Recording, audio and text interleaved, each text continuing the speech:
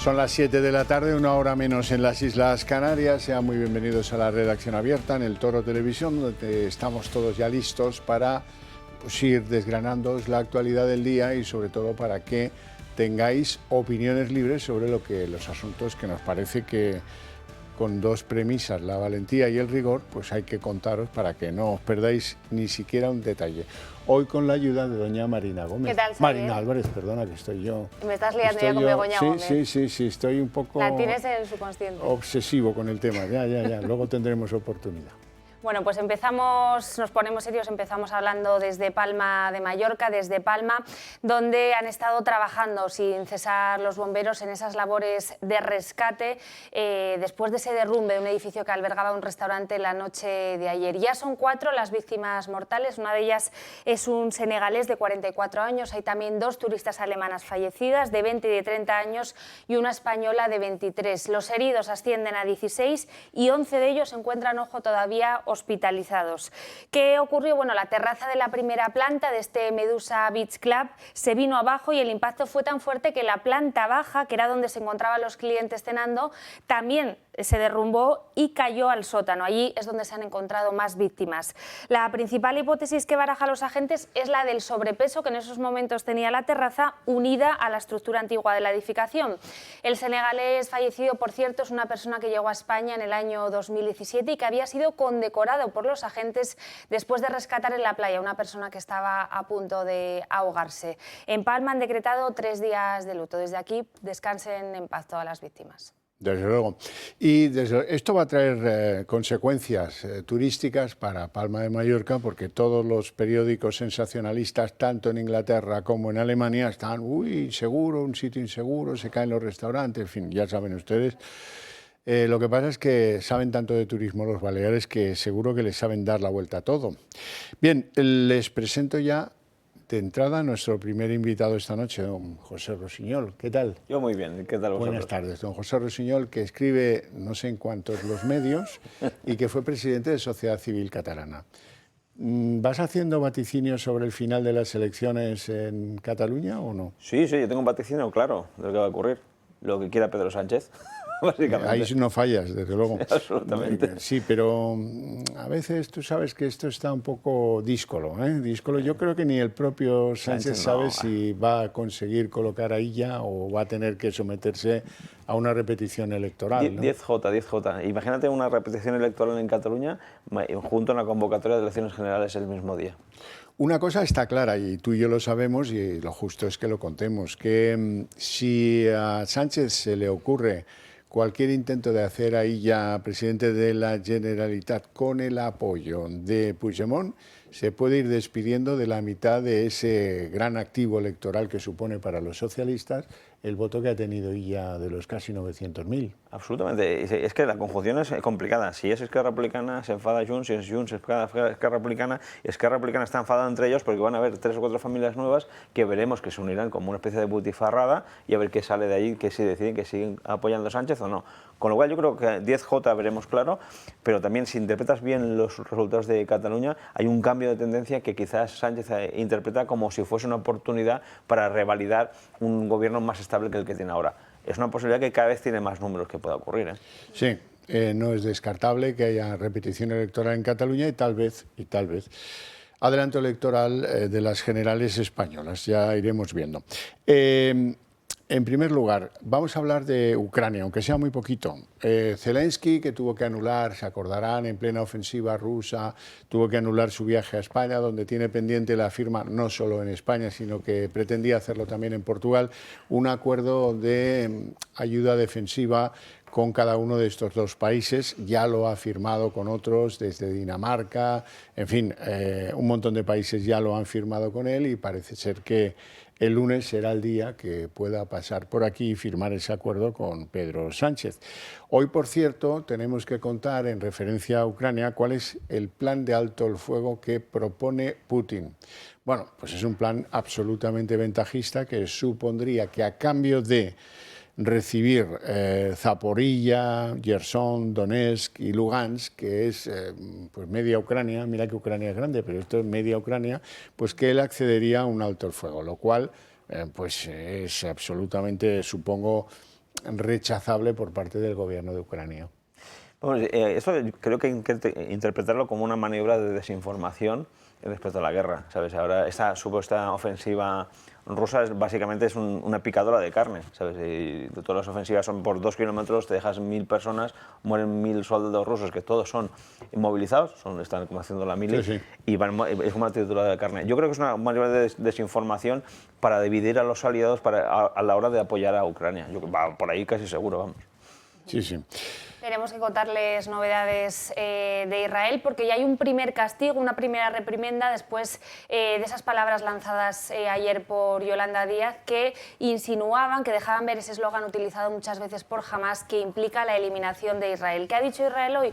Bueno, de momento que corta relaciones de la Embajada de España en Israel con los palestinos y también que el consulado español en Jerusalén no podrá prestar ayuda a los palestinos. La repercusión de las palabras de la vicepresidenta han sido tal que hoy ella se ha visto obligada a matizarlas, a decir que ella no es una persona antisemita, como también ha recordado el ministro de Exterior, José Manuel Álvarez. Por cierto, que hoy se unen más grupos terroristas a esta celebración de esas palabras de Pedro Sánchez de reconocer el Estado de Palestina. Después de Hamás, hoy los talibanes de Afganistán han aplaudido ese gesto de nuestro gobierno.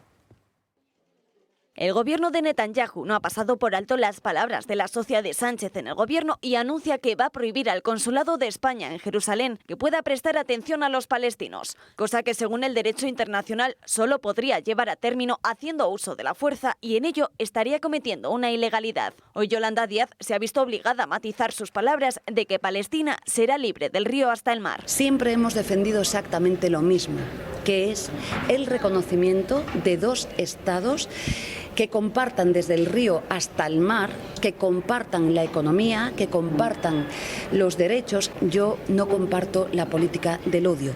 Y si es necesario que le diga, no soy antisemita. Israel acusa al gobierno de Sánchez de ser un antisemita y a su anuncio el ministro de Exteriores, Álvarez, señala que España responderá a las acciones del Estado de Israel, aunque sin aclarar cómo ni tampoco de qué forma. Vamos a analizar qué quiere decir que no van a poder prestar servicio o conectar. Estamos hablando de unos territorios ocupados reconocidos por Naciones Unidas. Entonces quiero ver exactamente qué quiere decir. Si eso es una decisión tal y como se lee de la literalidad, desde luego protestaremos. Lo cierto es que la vicepresidenta segunda del gobierno hizo suyo el lema de los terroristas de Hamás. Y sobre el reconocimiento del Estado palestino, de hecho, hasta el gobierno de los talibanes ha comunicado su entusiasmo por el paso que se acaba de dar. En un comunicado dan la enhorabuena a Pedro Sánchez y califican que su acción de la mano de Irlanda y Noruega es un paso más que positivo porque es de hecho Afganistán quien considera el territorio palestino un derecho histórico y también legítimo. Bueno, presento ya a nuestro siguiente acompañante en la mesa, don Ricardo Ruiz de la Serna, abogado y además fino analista en materia de Medio Oriente. Buenas tardes, Xavi. Buenas tardes. ¿Qué te parece la reculada de Yolanda Díaz? Bueno, puede que ya no sea antisemita, pero desde luego el eslogan, desde el río hasta el mar, lo es. Bueno, ese eslogan es la consigna histórica de quienes pretenden la eliminación del Estado de Israel y, por lo tanto, el establecimiento de un territorio únicamente palestino, únicamente árabe, desde el río hasta el mar. Esta idea carece absolutamente de sentido, claro, si no crees en eso. Pero luego hay otra cosa más preocupante, que es que al gobierno está perdiendo sus principales aliados en Oriente Medio. Por lo pronto ha perdido el apoyo de la mitad del conflicto palestino-israelí. Esto es una cuestión que normalmente España había tenido un papel de intermediario y de mediador reconocido históricamente, no solamente porque tenía interlocución con las principales capitales árabes, sino porque tenía interlocución con Jerusalén, con la capital del Estado de Israel. Y ahora esta interlocución se ha perdido. España se puede olvidar durante mucho tiempo del papel de intermediario, si es que alguna vez pensó que podía tenerlo. Si Pedro Sánchez pensaba que iba a poder hacer carrera en alguna institución internacional, después de las decisiones irresponsables y equivocadas que está tomando, también se puede olvidar. Pero luego creo que hay otra cuestión más de fondo. Después de las decisiones que está tomando el gobierno de Pedro Sánchez, no solamente de las decisiones activas, sino de lo que permite que los ministros de su gobierno hagan. Estoy pensando en Yolanda Díaz y en Sira Rego. Esto, lo que ha hecho Yolanda Díaz, solo continúa lo que ha hecho Sira Rego en los últimos meses. Tanto por acción como por omisión. Si Pedro Sánchez consiente esto, ¿cuál piensa que va a ser la reacción? no solamente de Israel, sino de los restantes socios que España tiene en la esfera internacional.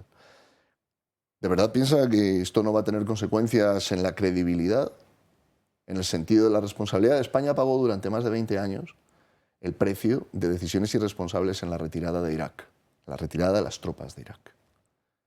Y hasta ahora está pagando ese precio. Y además es malbaratar una herencia de cuando España podía ser un foro de discusión, un foro de intermediación, a la Conferencia de Madrid. La Conferencia de Madrid le dio un giro a todo esto gracias al papel de mediación de España. Papel mojado, me dirán muchos, sí, es verdad, papel mojado, pero fue la primera vez que los representantes de Palestina reconocían la existencia del Estado de Israel. Eso se consiguió en Madrid. Ahora se malbarata todo, en fin, bueno, un desastre. Al final lo que estamos viendo es que hay un continuum de acabar con las relaciones con nuestros socios naturales, empezando por Estados Unidos, la única democracia que existe en el Oriente Medio, que es Israel. En fin, este compendio de lo que es Occidente, las democracias occidentales, y esto arranca desde el infame Zapatero cuando se quedó sentado en el desfile de las Fuerzas Armadas cuando pasaron las tropas norteamericanas, que fue realmente un bofetón al orgullo de ese país. Pero esto no es una casualidad, ¿sabes? Es cierto que Yolanda Díaz creo que es tan inútil que no sabría ni qué es eslogan lo que significa. Estoy convencido de que después de alguien diga, oiga, ¿usted sabe qué es el eslogan que quiere eliminar el Estado de Israel? Y ojo, si me permites un comentario, desaparición del Estado de Israel significa cientos de miles de muertos. Lo hemos visto lo que pasa con Hamás.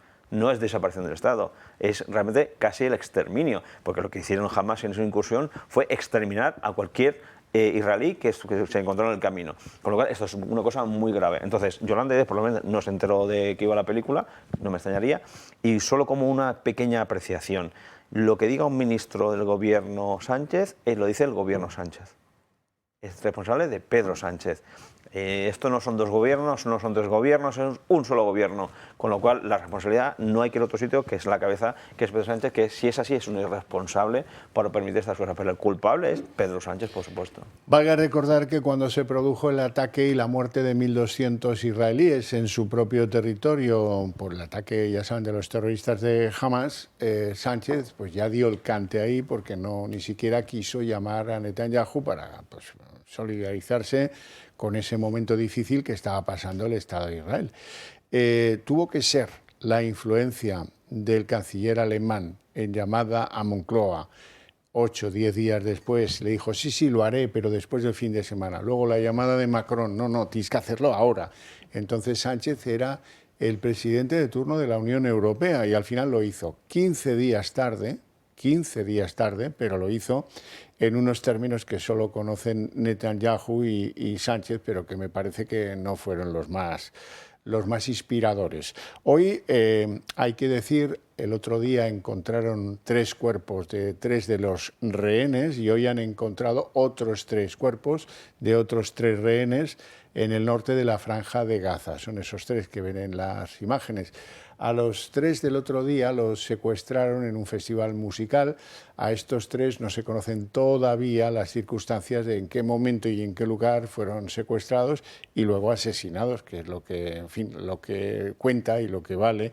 Y una de las razones por las cuales no se puede dar aliento a un Estado palestino en manos de Hamás. Y en las otras, pues según lo que hagan tus aliados de la Unión Europea. Tampoco puedes ir con un par de países periféricos, Noruega e Irlanda, a decir que ha llegado un nuevo, porque yo lo valgo, como si fuera la política nacional. Mira, Xavi, con este movimiento Pedro Sánchez solo ha ayudado a los enemigos de España. Ha dado alas a las esperanzas de los nacionalistas vascos y catalanes de un futuro reconocimiento en el caso de que se produjese otro golpe de Estado y otro pronunciamiento independentista u otra proclama independentista. Ha fortalecido a quienes ven en España un socio poco fiable en materia internacional. La relación entre Marruecos e Israel, que España podía haber tratado de contrapesar en protección y en aras del interés nacional de España, ha quedado fortalecida, mientras que la relación de España con Israel ha quedado debilitada. Israel es un socio crucial en la lucha antiterrorista y ha deteriorado la relación. ¿Quién ha felicitado a Pedro Sánchez por este movimiento? Hamás, Los talibanes. los talibán, los nacionalistas vascos y catalanes, es decir, los enemigos de España. La pregunta que es lógico hacerse es ¿para quién está trabajando Pedro Sánchez? ¿A quién beneficia esta decisión? España no gana nada con esta decisión. Fíjate que no entro ya en la irresponsabilidad que esto supone para una resolución que todo el mundo desea del conflicto en el Oriente Medio. No entro ya en esta cuestión. Entro en el interés nacional de España. ¿Qué gana España con este movimiento y qué pierde? ¿Y a quién beneficia de entre los enemigos de España? Siendo que hay un componente que hay que introducir en la mesa y es que esto tiene mucho de cortina de humo. Esto sale y se mueve, se manosea en un momento en el que pues, el presidente del gobierno está en enormes dificultades para aprobar leyes de su ejecutivo con la discordancia de Sumar en primer lugar y de sus socios de investidura en segundo lugar, y luego pues el tema de Begoña Gómez, que naturalmente les ha venido bien cortina de humo para que bueno, pues algunos estén ahí perdiendo el tiempo en algo que sin tener en cuenta en absoluto las consecuencias futuras que esto pueda tener para España. Y que esto es un tanto que se ha puesto Pedro Sánchez, ahora que las cosas no van muy bien en el gobierno, como para labrarse un futuro. Él piensa que es algo que le va a venir bien a nivel internacional. Y si algún día necesita una salida en algún puesto de algún organismo internacional, ya lo tiene, ¿no? Pero fijaos, un tanto a los ojos de quién. Fíjate que no hay ningún aliado relevante de España. Pensemos en los Estados Unidos, Francia. Pensemos en los países importantes de la Unión Europea, pensemos en los países de Hispanoamérica. No hay ningún aliado importante, ningún agente internacional, ningún jugador en la esfera internacional de relevancia que haya felicitado a Pedro Sánchez. No ha habido nadie que haya dicho finalmente Pedro Sánchez ha demostrado ser un estadista, al contrario. Las advertencias han sido, no es el momento, no contribuye a resolver, no pacifica nada. El conflicto, no pacifica y sobre todo es un premio a los terroristas. Al final, ¿cuál ha sido la consecuencia de los atentados terroristas del 7 de octubre? Que España ha reconocido a un Estado palestino. Bueno, qué terrible, ¿no? Yo creo que hay a nivel política nacional hay dos maniobras, dos estrategias que son realmente tácticas. La primera, cortina de humo, como bien decías, Javier, pero por otra es la necesidad imperiosa de tener un buen resultado en las europeas. Que no haya una diferencia muy grande con el Partido Popular. ¿Y cómo puede conseguirlo ahora? Pues haciendo ese giro otra vez más hacia el podemismo para comerse esa parte del electorado, que después ya hablaremos cómo lo arreglo cuando vengan generales. Pero él necesita imperiosamente que no darse una buena nata en las europeas, porque si no, entonces su relato empieza a caerse en picado. Pero por otro lado, a nivel internacional, y la pregunta es, ¿a quién beneficia? Eso es la clave de la pregunta. Y yo, ya sé que soy muy mal pensado de forma habitual, pero coincide en mucho con la posición del Grupo de Puebla. Estamos hablando aquí de que hay una conexión oceánica, transoceánica, transatlántica, entre el Grupo de Puebla, Rodríguez Zapatero, todo ese populismo llamado de izquierdas que intenta barrer el continente americano, y lo que está haciendo Sánchez. La pregunta es, ¿cómo es posible que un jefe de Estado como de la Unión Europea entre en ese tipo de dinámicas del Grupo de Puebla, que es populismo de lo más absurdo? Ahí habría que preguntarse el por qué. El por qué, qué razón última hay, por qué se alinea de esa manera tan barribajera con el Grupo de Puebla. Yo creo que si arrascamos, encontraremos cosas interesantes. Pedro Sánchez está tratando de hacerse una carrera en la arena internacional, en la esfera internacional, para cuando pierda el poder. ¿Que sucederá tarde o temprano? Sucederá cuando sus socios de gobierno y de investidura decidan dejarlo caer, o cuando en la Unión Europea se le ponga un freno, ¿no? Pero cuando eso suceda, que espero que sea breve, pero cuando eso suceda, él necesitará un lugar a donde ir. La OTAN la tiene cerrada.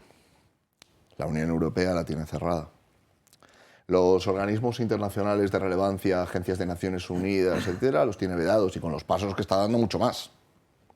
¿Qué le queda? Le quedan los foros de la izquierda. En realidad, no es izquierda alternativa. La gente cree que el foro de Puebla, el foro de Sao Paulo, son izquierdas muy alternativas. No, esto es la superficie. En realidad es el comunismo del siglo XX, el comunismo que viene de la Guerra Fría. El foro de Sao Paulo primero y el Grupo de Puebla después son las dos iniciativas que lanzan fundamentalmente Cuba y después con el apoyo de Venezuela para rescatar a la revolución después de la caída de la Unión Soviética. Entonces, le queda esto, que no está exento de peligros, en el sentido de que al final no es lo mismo entrar después de haber salido del gobierno por la puerta grande que entrar después de haber salido dejándote pelos en la gatera, que es lo que le va a pasar a Pedro Sánchez. Es decir, esta decisión que ha tomado Pedro Sánchez le va a acompañar a lo largo de toda su vida política y va a ser muy pesada. No será un servidor el que eche una lágrima por la carrera de Pedro Sánchez presente o futura. Nos vamos a publicidad, apenas 2 minutos, no se lo pierdan, que volvemos enseguida.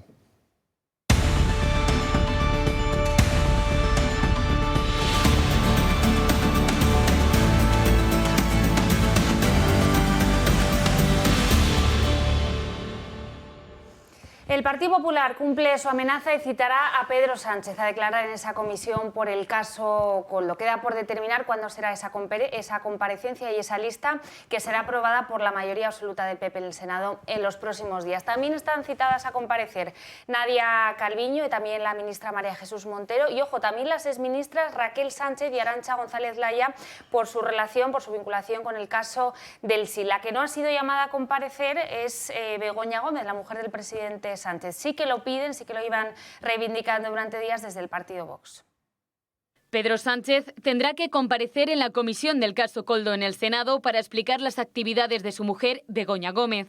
Los populares han formalizado este viernes su petición, a la que también se han sumado los de Abascal. María Jesús Montero y Nadia Calviño figuran también en la lista de comparecientes del PP. La que no está citada es la propia Begoña Gómez, a pesar de que los populares han amenazado con hacerlo en múltiples ocasiones. Algo a lo que sí se atreve Vox. Desde la formación de Abascal piden al PP que citen también a Gómez. Feijóo esperará, dice, al desarrollo del sumario. A los que también ha añadido el PP ha sido a directivos de Globalia y Red.es, además de exministras como la de Exteriores, Arantxa González Laya, y la de Transportes, Raquel Sánchez. Queda por aclarar la fecha de la comparecencia. Desde Génova se inclinan por citarle en mitad de la campaña de las europeas. Creen que puede tener impacto en los resultados del 9 de junio, aunque de momento todo está en el aire. Desde la formación de Abascal amplían la lista de comparecientes tanto al presidente como a su mujer, aunque la citación de Sánchez creen que no servirá de mucho porque en lugar de dar explicaciones se dedicará a insultar y a descalificar a la oposición.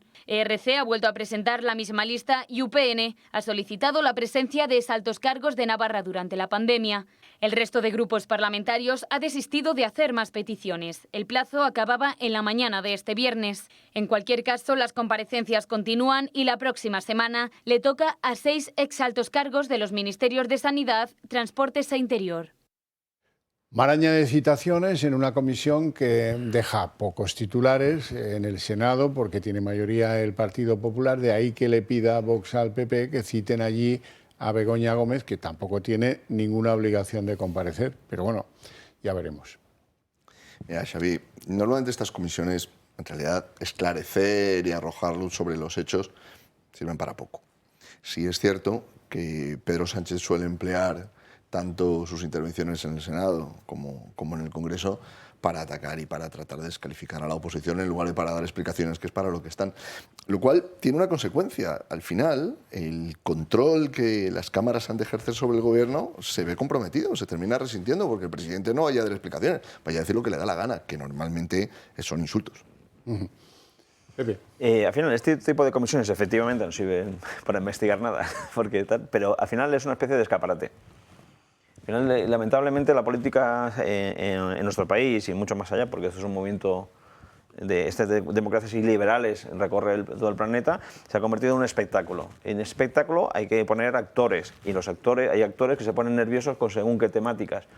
Yo creo que hace bien el Partido Popular y Vox en convocar a Pedro Sánchez. Entonces, ¿hay que convocar a Begoña?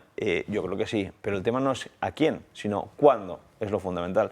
Si yo fuese una persona con ese tipo de mentalidad que tiene Pedro Sánchez y fuese al revés, estoy convencido que llamaría a la esposa del jefe de la oposición justo cuando más impacto tuviese en las elecciones. Ergo, si te enfrentas a un personaje así, utiliza sus propios medios si quieres llegar a tus objetivos. Si no, estarás creyendo que estamos en un mundo happy flower y la realidad es mucho más dura de la que es. Con lo cual, vamos a utilizar, yo creo que le llamará, dirá, despotricará de la oposición, hará oposición a la oposición, que por eso es muy bueno, pero fijaos que le han dado un flanco débil, que es el tema de su mujer. Y cuando le da un flanco débil tienes que insistir, insistir, insistir, porque esto le está haciendo bastante daño políticamente hablando. Para eso sí que sirve. Bueno, decisiones del juez que maneja la causa, que tiene como supuesta persona a investigar a Begoña Gómez.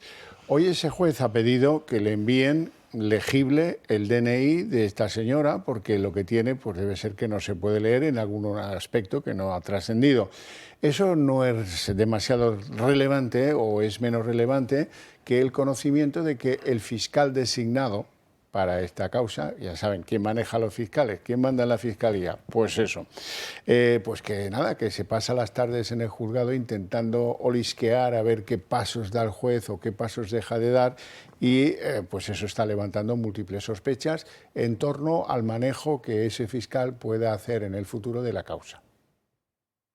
El juez que investiga a Begoña Gómez por corrupción y tráfico de influencias ha pedido a la Policía Nacional una copia de su DNI. Así lo ha ordenado el propio magistrado Juan Carlos Peinado, exigiendo además que sea de tamaño visible y que se emita con la mayor brevedad posible debido a los últimos acontecimientos. Peinado, además, ha hecho una llamada de atención al Ministerio Fiscal. El magistrado denuncia frecuentes e inusuales visitas por parte del fiscal que lleva el caso, una actitud, dice, completamente inhabitual. Denuncia también su insistencia en tener conocimiento inmediato de las resoluciones dictadas, pero también de las que pudieran llegar a dictarse. Es por ello que a partir de ahora ha ordenado monitorizar todas las visitas personales que se produzcan en el juzgado. Sobre ello se ha manifestado Santiago Abascal, quien ha tildado de corrupto al Ejecutivo de Sánchez, además de recordar de quién depende el Ministerio Fiscal. Es que la Fiscalía, ¿de quién depende? ¿De quién depende? Sí, depende del Gobierno. Pues ya está. Otra de las novedades es que el juez ha admitido una nueva acusación popular, la de Movimiento de Regeneración Política de España. Se suma así a la de Vox y Manos Limpias. No hay juez en España al que le siente bien esta intromisión del fiscal. No, y aparte es cierto que es muy poco habitual. De hecho, lo que suele suceder es lo contrario. Es decir, que cuando hay una acusación particular o una acusación popular, muy a menudo el fiscal ni siquiera va. O va, hace unas preguntas de rigor y deja de intervenir. No digamos nada esto de las visitas personales. Es verdad que hay una irregularidad, que es tratar de conocer las resoluciones antes de que se notifiquen. Esto es poco frecuente. Es decir, cualquier parte, incluido el Ministerio Fiscal, espera a que la resolución se notifique, entre otras cosas, porque la notificación marca el inicio del cómputo de los plazos, por ejemplo, para recurrir o cuando se produce un requerimiento. De manera que si tú conoces la resolución antes de que se haya notificado, tú juegas con una ventaja respecto del resto de partes.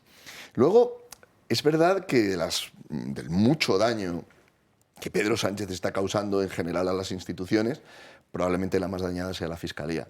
Que ya es decir, porque imagínate la abogacía del Estado con la cuestión de su intervención en los procesos relacionados con el golpe de Estado de 2017, pero probablemente la que más se va a resentir y la que más va a sufrir es la Fiscalía, porque Pedro Sánchez ha destruido cualquier atisbo que pudiera haber de independencia del Ministerio Fiscal.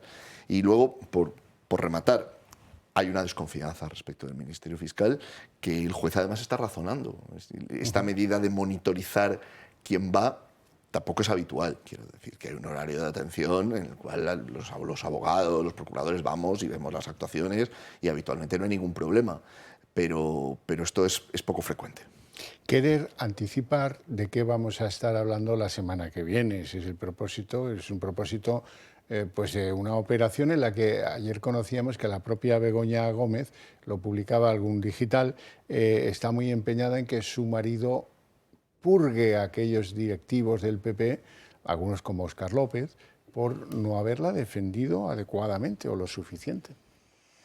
Bueno, y la verdad es que esto es un síntoma de descomposición, ¿eh? Podemos ver que un juez que ya es nuestro último parapeto de la democracia es la justicia. Un juez que además que ya ha empezado a ser señalado por los medios de comunicación afín al gobierno, empezamos a estar en un momento muy preocupante. La cuestión, si esto es cierto, si al final hay un fiscal que necesita información, que busca información más allá de lo normal, ¿para qué la necesita? ¿A dónde se vehicula? ¿Cuál es el sentido de la cosa? Si empiezas a responder estas preguntas, el escenario es muy preocupante. muy preocupante, porque ya no solo hay no hay división entre legislativo y ejecutivo, parece que la división entre legislativo, ejecutivo y judicial se quiere borrar. Si esto es así, vamos, la gravedad es enorme, mucho más de lo que parece la anécdota, ¿eh? Ojalá los fiscales se tomasen ese interés, por ejemplo, cuando hay causas con víctimas que están requiriendo que el fiscal las reciba, que el fiscal las atienda. Ojalá, por ejemplo, el fiscal se tomase este interés cuando se archivan actuaciones porque ha transcurrido el plazo de prescripción y la causa se ha muerto de risa en el juzgado. Ojalá se tomasen este interés. O sea, un día tenemos que hablar del Ministerio Fiscal, Xavier. Bueno, hoy se ha producido otra comisión, esta vez la que tiene que ver con las mascarillas de Baleares. Ya saben que Francine Armengol compró nada más y nada menos que 3,4 millones de euros en mascarillas, todas ellas defectuosas, que nunca fueron reclamadas. Hoy ha comparecido en esa comisión ahí en Baleares José Luis Ábalos. Él ha dicho que no tiene nada que ver con esta compra, que él nunca aconsejó a ninguna empresa la compra de esas mascarillas defectuosas. Y además, Koldo García, que era el gran esperado en esa comisión, se ha ausentado, ha dado plantón. El exministro Ábalos se excusa. Sinceramente me cuesta decirles que tengo que ver con la contratación de Baleares. Confiesa que no ha tenido nada que ver con la adjudicación de ningún contrato en Baleares. De todo este tema en concreto de Baleares, me he enterado ahora, a raíz de todo ese escándalo y todas estas cuestiones que están apareciendo. Es más, cuando me voy al Senado y me preparo un poco a ver de qué va esto, veo que AENA, Renfe, en fin, que dependen del Ministerio, pues habían comprado otros. No lo sabía. Si no sé lo que pasa en Renfe ni AENA, ¿cómo me voy a preocupar de lo que compra Baleares? El que fuera secretario de organización del Partido Socialista ha sido llamado hoy a comparecer en la comisión del Parlamento Balear, que investiga la compra de más de 1 millón de mascarillas defectuosas por parte de la administración de Francine Armengol a Soluciones de Gestión, una empresa fantasma vinculada a la trama Koldo y que se habría hecho con más de 53 millones de euros en mordidas durante la pandemia. Ábalos ha señalado que la única relación que mantuvo con Baleares en aquel momento fue tan solo en materia de transportes y que la encargada de gestionar las compras con la empresa vinculada a la trama fue una subsecretaria. En su comparecencia reconoce incluso que sí que conocía a Víctor de Aldama, otro investigado en el caso, y que llegó a presentarle a varios políticos de la oposición venezolana. Hoy también había sido citado el investigado Koldo García, presunto cabecilla de la trama, pero ha dado plantón a la comisión de las mascarillas en Baleares porque insiste que no se le había notificado de manera formal. Koldo, que va a ser citado de nuevo, ya compareció en el Senado acogiéndose a su derecho a no declarar. Bueno, y por cierto que la Fiscalía Anticorrupción cifra en 5 millones otra adjudicación del Ministerio de Transportes cuando estaba presidido por José Luis Ábalos a una empresa andaluza vinculada con el Partido Socialista y muy vinculada también de forma familiar y personal con Koldo García. Se trata de la constructora Obras Públicas y Regadíos, vinculada, como decíamos, a un alto cargo socialista muy amigo de Koldo García. Algunos de estos contratos fueron, por cierto, a través de Adif. Para uno de estos contratos, una licitación de emergencia, el empresario solicitó la ayuda de Koldo García para conseguir este contrato y que mediara en él el presidente de Adif, que saben que está siendo investigado, Ángel Contreras. En el momento de la adjudicación del contrato, que no fue para esta constructora, fue justo el momento en el que Koldo García fue detenido por la trama que está siendo investigada en estos momentos. O sea que estaban hora en labor hasta el último momento, el momento de la detención. Pepe. Esto al final es tan grave lo que está ocurriendo en el tema de corrupción y encima en el momento de la pandemia, donde estamos todos confinados, se estaba saltando la Constitución y había gente que personalmente estaba ganando muchísimo dinero por nada. O sea, encima no había ni mascarillas y encima eran equivocadas. Y están todos en puestos de responsabilidad. Y el que ha caído es Ábalos. Ábalos está en función de, oye, yo no sé nada, y intenta de calamar por todos sitios para evadirse. Pero recordad que Armengol es la tercera autoridad del Estado. Esto, vamos, empieza a ser esto realmente alarmante. En aquella época se vivió un estado no solamente de excepcionalidad social o si se quiere, mundial, ¿no? Se vivió en una situación de excepcionalidad institucional. Se suspendió el control del gobierno por parte de las cámaras, se acordaron medidas que después resultaron inconstitucionales, se impusieron unos confinamientos que alteraron el funcionamiento normal de nuestra sociedad y ese es el contexto en el que se realizan estas conductas, aprovechando precisamente esto al amparo de estas circunstancias. Pero por dar una mirada quizá un poco diferente, esto también dice mucho de nuestra sociedad, esto parece que se ha olvidado. Es Es decir, el gobierno no ha pagado un precio político por las declaraciones de inconstitucionalidad del Tribunal Constitucional. No ha pagado un precio político por la mala gestión de los contratos. Ojo, tampoco lo ha hecho la Unión Europea. Es decir, cuando finalmente, ojalá haya un cambio en la Comisión y se conozca la verdad de los contratos, por ejemplo, en materia de vacunas, vamos a ver qué es lo que sale de ahí. Aquellos años... Se van conociendo cosas de AstraZeneca bastante Sí, lo que pasa es que tú has visto que cuando los contratos que se han publicado tienen tantas partes tachadas y tienen tantas partes omitidas que es difícil hacerse un juicio, aunque es fácil albergar sospechas. Estoy de acuerdo contigo. Bueno, yo no soy nada partidario de darle tanto pábulo, pero bueno, ayer estuvo Felipe González en El Hormiguero y ahí en El Hormiguero los que le mantienen el respeto, etcétera, etcétera, sin ser repreguntado por aspectos centrales, nucleares, de la pérdida de autoritas que tiene el señor Felipe González sobre el PSOE, no, de eso nada, de eso nada. En fin, que quedaron en unas declaraciones mitad nostálgicas, mitad da mucha pereza escucharle, pero muchos creen ver que cuando dice que la carta no fue el liderazgo, la carta de Sánchez, la carta que nos endilgó a todos antes de los 5 días de reflexión, pues dice que él no se lo creyó. Bueno, pues en fin, vamos a ver lo que dice Felipe González, por quedar bien. Desde luego fue raro, muy raro, muy raro. Muy raro, muy raro. Muy raro. Sí, porque ahora, yo no sé, es difícil ponerse en el papel del jefe del Estado, pero si no te han dicho nada, más que qué me voy a pensar desde lejos, ¿no? No dice, tengo que verlo inmediatamente, lo que piensa es que viene a despedirse. Yo no lo entiendo y no lo entendió nadie. Ha abierto algunas vías absurdas. Pues es verdad que hemos estado en toda la prensa internacional para lo bueno, para lo malo y para lo regular. Para lo que se trataba de evitar y para lo no evitable. Pero aquí ha abierto un interrogante precioso que la gente no se estaba planteando hasta ahora. Dice, ¿y si se hubiera ido? Pues muchos no lo hubiéramos echado de menos. Don Ricardo. Como tampoco echamos de menos a Felipe González. Claro, después de lo que vino, es decir, después de Felipe González vinieron José Luis Rodríguez Zapatero y Pedro Sánchez. Entonces, claro, ahora Felipe González, la gente piensa que es Henry Kissinger. Pero yo recuerdo, hay que recordar, Felipe González habla de cosas raras. Hombre, yo recuerdo personajes como Ruiz Roldán, por poner un ejemplo. Y la pretendida fuga. Y su actuación, ahora que se habla tanto de perseguir medios de comunicación hostiles y tal, oye, con los GAL, ¿quién perseguía a quién? Felipe González. Y la persecución a los jueces, acuérdate del juez Marino Barbero. Sí, sí. Claro, instructor del caso Filesa. Lo que pasa es que lo que ha venido después ha sido tal galería de los horrores que da la impresión de que aquello no fue para tanto, pero sin embargo, por verlo con una perspectiva temporal, muchas de las cosas cuyo precio estamos pagando ahora comenzaron en la década de los 80 con los primeros gobiernos socialistas de Felipe González, con el 82 y con el 86. Por ejemplo, la guerra cultural.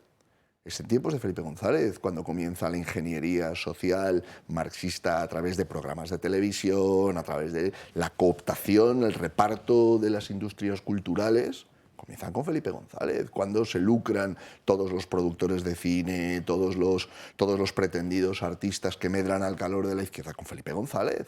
Crea un modelo de negocio que al mismo tiempo es un modelo de propaganda. Esto es con Felipe González. Lo que ocurre es que, claro, lo que vino después fue tal que parece que lo ha hecho bueno, pero no, yo recuerdo, Felipe González no puede hablar mucho de cosas raras. ¿Te acuerdas del Capitán Khan? Sí, y de los papeles de Laos? Los papeles de Laos. Y la persecución de Roldán, sí. Pepe. Pues fíjate, cuando a nuestro presidente Pedro Sánchez no le fue tan mal el 23J, a la pregunta es, ¿cómo es posible que este hombre, después de todo lo que ha pasado, después de toda la inconstitucionalidad de los estados de alarma, después de, ¿cómo es posible? También hay que buscar la pregunta, ¿cómo es posible que el discurso antifranquista, la alerta antifascista, cada 2 minutos hay una, cómo es posible que sea eficaz en la sociedad española? Y, por supuesto, a colación de mi contertulio, todo eso viene por ese programa de ingeniería social.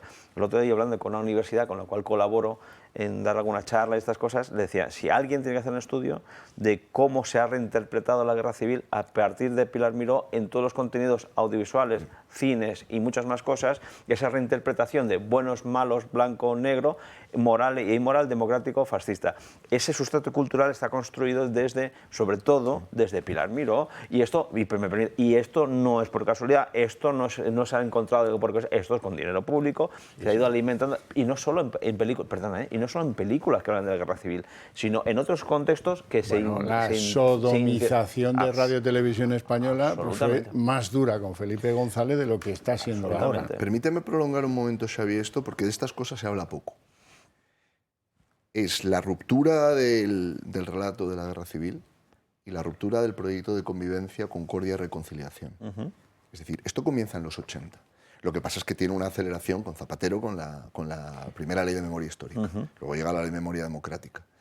Pero la semilla que da aquí, no solamente en el campo del cine, que sería una investigación, estoy de acuerdo, interesantísima, lo tenemos en el cómic, lo tenemos en la música. Y me refiero ahora tanto a la rock, pop, etc. Lo tenemos en el teatro, muy importante. Los socialistas le dieron mucha relevancia y aquí tenemos el caso de actores que destacan no solo por su talento, que esto no se cuestiona, sino por su posicionamiento político y se convierten en los artistas del régimen socialista por su posicionamiento político. ¿Me permites algo muy rápido?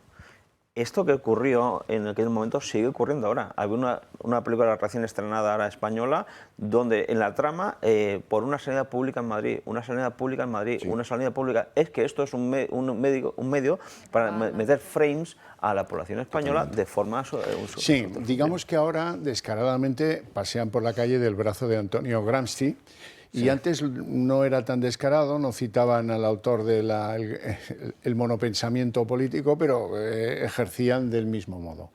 Marina Álvarez, seguimos. Bueno, seguimos hablando del pasado porque hoy la Audiencia Nacional ha condenado a 52 años de prisión al exjefe de la banda terrorista ETA, a Chapote, por el intento de asesinato de un guardia civil con una bomba en su domicilio de Navarra.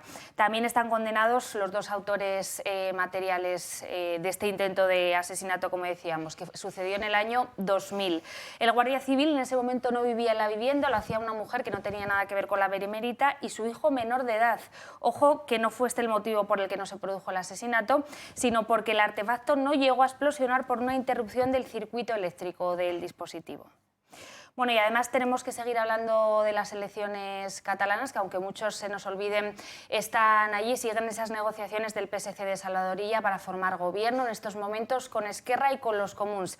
Y atentos al ultimátum que estaría difundiendo entre sus círculos más cercanos Puigdemont. Él estaría dispuesto a llegar a una moción de censura, a apoyar, mejor dicho, una moción de censura del PP si Pedro Sánchez permite que se produzca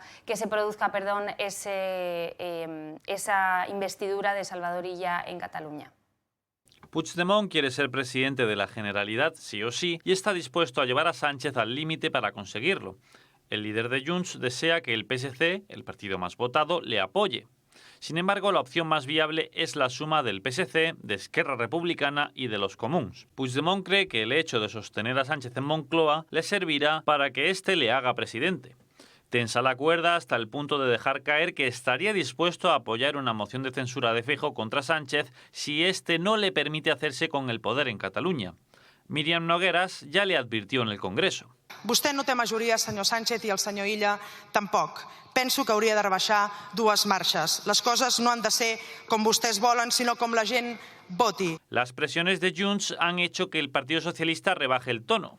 Sánchez empezó así. Completamente descartado. Y es que no le dan los números para ser elegido presidente en el nuevo Parlamento de Cataluña. Y poco después Illa dejaba la puerta abierta a una sociovergencia, aunque insiste en que quiere presentarse a la investidura. El Partido Socialista Catalán considera que Puigdemont va de farol y que la estrategia se enmarca en la campaña de las europeas y que se trata de una huida hacia adelante ante los resultados cosechados. Sánchez necesita garantizar sus apoyos ante una mayoría de investidura que se resquebraja y que es incapaz de sacar medidas adelante excepto la amnistía. Sin embargo, siempre queda la opción de que Sánchez pierda el apoyo de Junts y continúe la legislatura sin la fuerza parlamentaria suficiente para impulsar su agenda, ya que la moción de censura es un escenario bastante improbable. Bueno, no se escandalicen demasiado. ¿Qué le queda a Puigdemont? Pues cierta capacidad de chantaje para ver si le cae de madura, pero eso no va a ser de ese modo. Y también hay que tener en cuenta que el marco mental de un personaje como Puigdemont piensa que sigue siendo presidente desde el año 2017. Él siempre ha dicho que es el presidente legítimo, tiene el Consejo de la República, todas estas parafernales que hace. El marco mental de este señor es el que es. El que quería de Pedro Sánchez, la amnistía se va a aprobar en breve, después veremos judicialmente el recorrido que tiene, pero su objetivo es la amnistía. No le hablemos de más cosas, el tema del tema de Europa, y ya es igual lo que ocurra en Europa, no es decisivo para alguien como Junts, ni es decisivo para Puigdemont. Para Puigdemont lo único decisivo es que sea el presidente de la Generalitat, porque él sigue siendo presidente de la Generalitat. ¿Qué ocurre? Que el juego de equilibrios, este equilibrio inestable del Frankenstein 2.0 es una inestabilidad sin equilibrio, porque ahora después del 9J, ¿qué ocurrirá?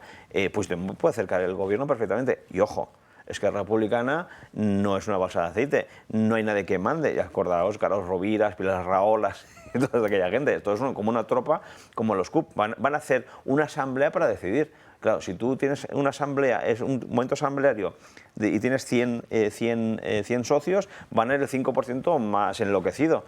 Con lo cual puede pasar cualquier cosa. Y hablo de Moncloa, no hablo de Ricardo. Ahora, fíjate que el movimiento táctico condicionado o pretendido movimiento táctico condicionado por las elecciones europeas está revelando algo de fondo, que es que solo estamos en la táctica, no hay un proyecto de sociedad, no hay un proyecto político, y el futuro de los catalanes ha dejado de importarles hace mucho tiempo. Les preocupan las propias dinámicas internas de los partidos, que creo que es parte... que creo que es una clave para entender lo que está pasando en la política en Cataluña, que es el hartazgo de este tipo de política. En este sentido, hay datos de la sociología electoral muy interesantes. Por ejemplo, Vox ha crecido en la Cataluña interior. Sí. Ha crecido en lugares donde, en principio, podía ser un partido inesperado, ¿no? O podía ser un partido que pudiera resultar sorprendente. ¿Qué es lo que sucede? Hay un hartazgo. No me gusta llamarlo procés, pero por darle el nombre que se le da en la política catalana. Le han dado carpetazo a los líderes del procés. Del golpe de Estado. Puigdemont es un personaje, en este sentido, es un personaje casi trágico. Sí, vive como un presidente de la República en el exilio, cuando en realidad es un delincuente común que se ha dado a la fuga en el maletero de un coche. Yo ese hartazgo, que coincido perfectamente con lo que dices, eso que crezca Vox en estas zonas es un síntoma, que el PP crezca sin que decrezca Vox es un síntoma. Hay un gran caladero de gente que ese hartazgo viene directamente proporcional a que la gente se ha cansado de que les mientan. Llevan durante 10 años mintiéndoles, les han tomado el pelo, cada vez va peor, han sufrido en sus carnes lo que significa un gobierno de izquierda independentista, que es un desastre absoluto. Han sufrido en sus carnes un gobierno de Colau en Barcelona, que es un desastre absoluto. La gente está harta de esta historia. Y han sufrido que en el momento de máxima polarización, cuando 1.200.000 votan a Ciudadanos, luego Ciudadanos se autoimplosiona y se han quedado huérfanos, pues no diré 1.200.000, que de ahí sale buena parte del voto de Illa, pero sí tal vez 500.000, que dice, bueno, sí, ¿para qué? Si ya ganamos, si esto no funcionó, ni entonces ni funcionará a continuación. Bueno, lo que sí está claro es que los socios ocasionales de Sánchez en la investidura empiezan a ver ya el momento final de la coalición, se llame como quieran, porque creen que está deshecha, porque creen que, el señor Sánchez, pues cumplido el propósito de la ley de amnistía, ¿por qué continuar apoyando a Sánchez? ¿No? Pues oye, que algunos con bastante mala uva hacia el presidente español. Pero puede haber una razón, que es que Pedro Sánchez sigue siendo útil a los enemigos de España. Es decir, es mejor tener a Pedro Sánchez... Para los enemigos de España es mejor que Pedro Sánchez esté en la Moncloa que en la Moncloa haya otra persona. Podríamos pensar, bueno, pero puede haber otro socialista. Bueno, es que quizá otro socialista no tendría el desgaste que ya tiene Pedro Sánchez. A fin de cuentas, Pedro Sánchez tiene una parte que podríamos considerar amortizada. Entonces, creo que esta pretensión de que la coalición está deshecha es parte de la estrategia de las europeas. La idea de que, bueno, ahora cada uno va por su lado y tenemos intereses opuestos, y cuando las europeas pasen, probablemente hagan un análisis pragmático y digan, es mejor que esté Sánchez que este otro. Total, se termina consumiendo él y mientras tanto los enemigos de España siguen avanzando y quienes podrían defender su unidad, su presencia internacional o su interés nacional están en la oposición. Bueno, momento para hablar un poquito de esta casa. A esta casa lo primero que hay que decir es agradeceros y mucho los apoyos que recibimos de todos los espectadores o de buena parte de los espectadores del Toro Televisión. Os hemos dicho que es muy difícil pues mantener y hacer crecer este medio de comunicación. Nos preferís a la hora de informaros y de formar vuestra opinión y os pedimos ayuda. ¿Cómo? Pues lo más natural es hacerse miembro del Club de Amigos del Toro Televisión. Facilísimo, hay que llamar a ese teléfono que aparece ahí en pantalla y en 5 minutos está resuelto. Novedad. Hombre, hay otra manera de echarnos una mano novedosa que arranca a mediados de enero con la ley Ómnibus y el Gobierno permite que las donaciones a fundaciones desgraven en la declaración de la renta. ¿Cuánto? Pues como poco un 45% de lo que se dona. Por eso os ponemos ahí 2 cuentas corrientes, una de CaixaBank y otra de Bankinter. Os recomiendo hacerles una foto porque los números de las cuentas son larguísimos, hacerles una foto y si tenéis a bien, pues hacernos alguna transferencia desde vuestras cuentas, alguna de esas 2, recordar que luego el 45% de lo donado se puede desgravar si es un particular en la declaración de la renta, si es una sociedad en el impuesto de sociedades. Algunos actos tengo que señalaros del Club de Amigos. En primer lugar, el 6 de junio, visita a la Ermita de San Antonio de la Florida en Madrid. Esto tiene que ser por la mañana, las visitas siempre se hacen por la mañana a las 12. Y recordaros también que entre el 13 y el 16 de junio el Club de Amigos vuelve a una de sus clásicas invitaciones, las jornadas del Valle de los Caídos, con alojamiento en la hospedería y con la posibilidad de disfrutar de conferencias, tertulias y comentarios de buena parte de los colaboradores y periodistas de esta casa y alguna sorpresilla más que habrá. Lo que pasa es que, claro, el aforo es limitado, así es que si pensáis participar, reservar plaza, entrar en contacto con el Club de Amigos, que es tan simple como eso, y más nada, que decía aquel. Hay una tercera forma de ayudarnos, que se me olvidó. Es muy sencilla, mandarnos un SMS al 28088 con o sin la palabra toro, eso da igual, y esta manera de ayudarnos os compromete en 1,20 €, que es menos que lo que me cuesta a mí invitar a José Rosiñola a tomar un café cada vez que viene aquí. O sea que chupado. A mí no me has invitado nunca.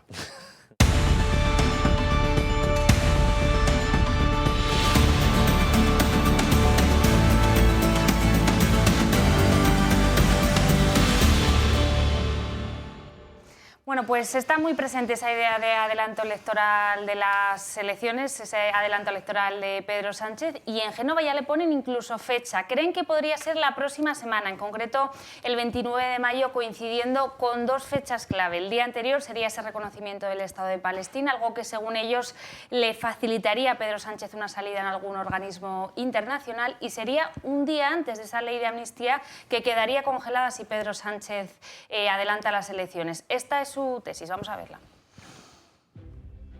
Primero fue Galicia, luego fue el País Vasco, luego le tocó el turno a Cataluña y el próximo 9 de junio será Europa. ¿Pero qué pasa con España? El 23 de julio de 2023, hace menos de un año, se celebraron elecciones generales y la idea de que se volviesen a celebrar fue descartada rápidamente por muchos. Pero en la España de Sánchez no hay que descartar nada. En Génova hay instalada una tesis, un inminente adelanto electoral. Incluso ponen fecha, el 29 de mayo, justamente el primer día que permite el calendario electoral disolver las Cortes.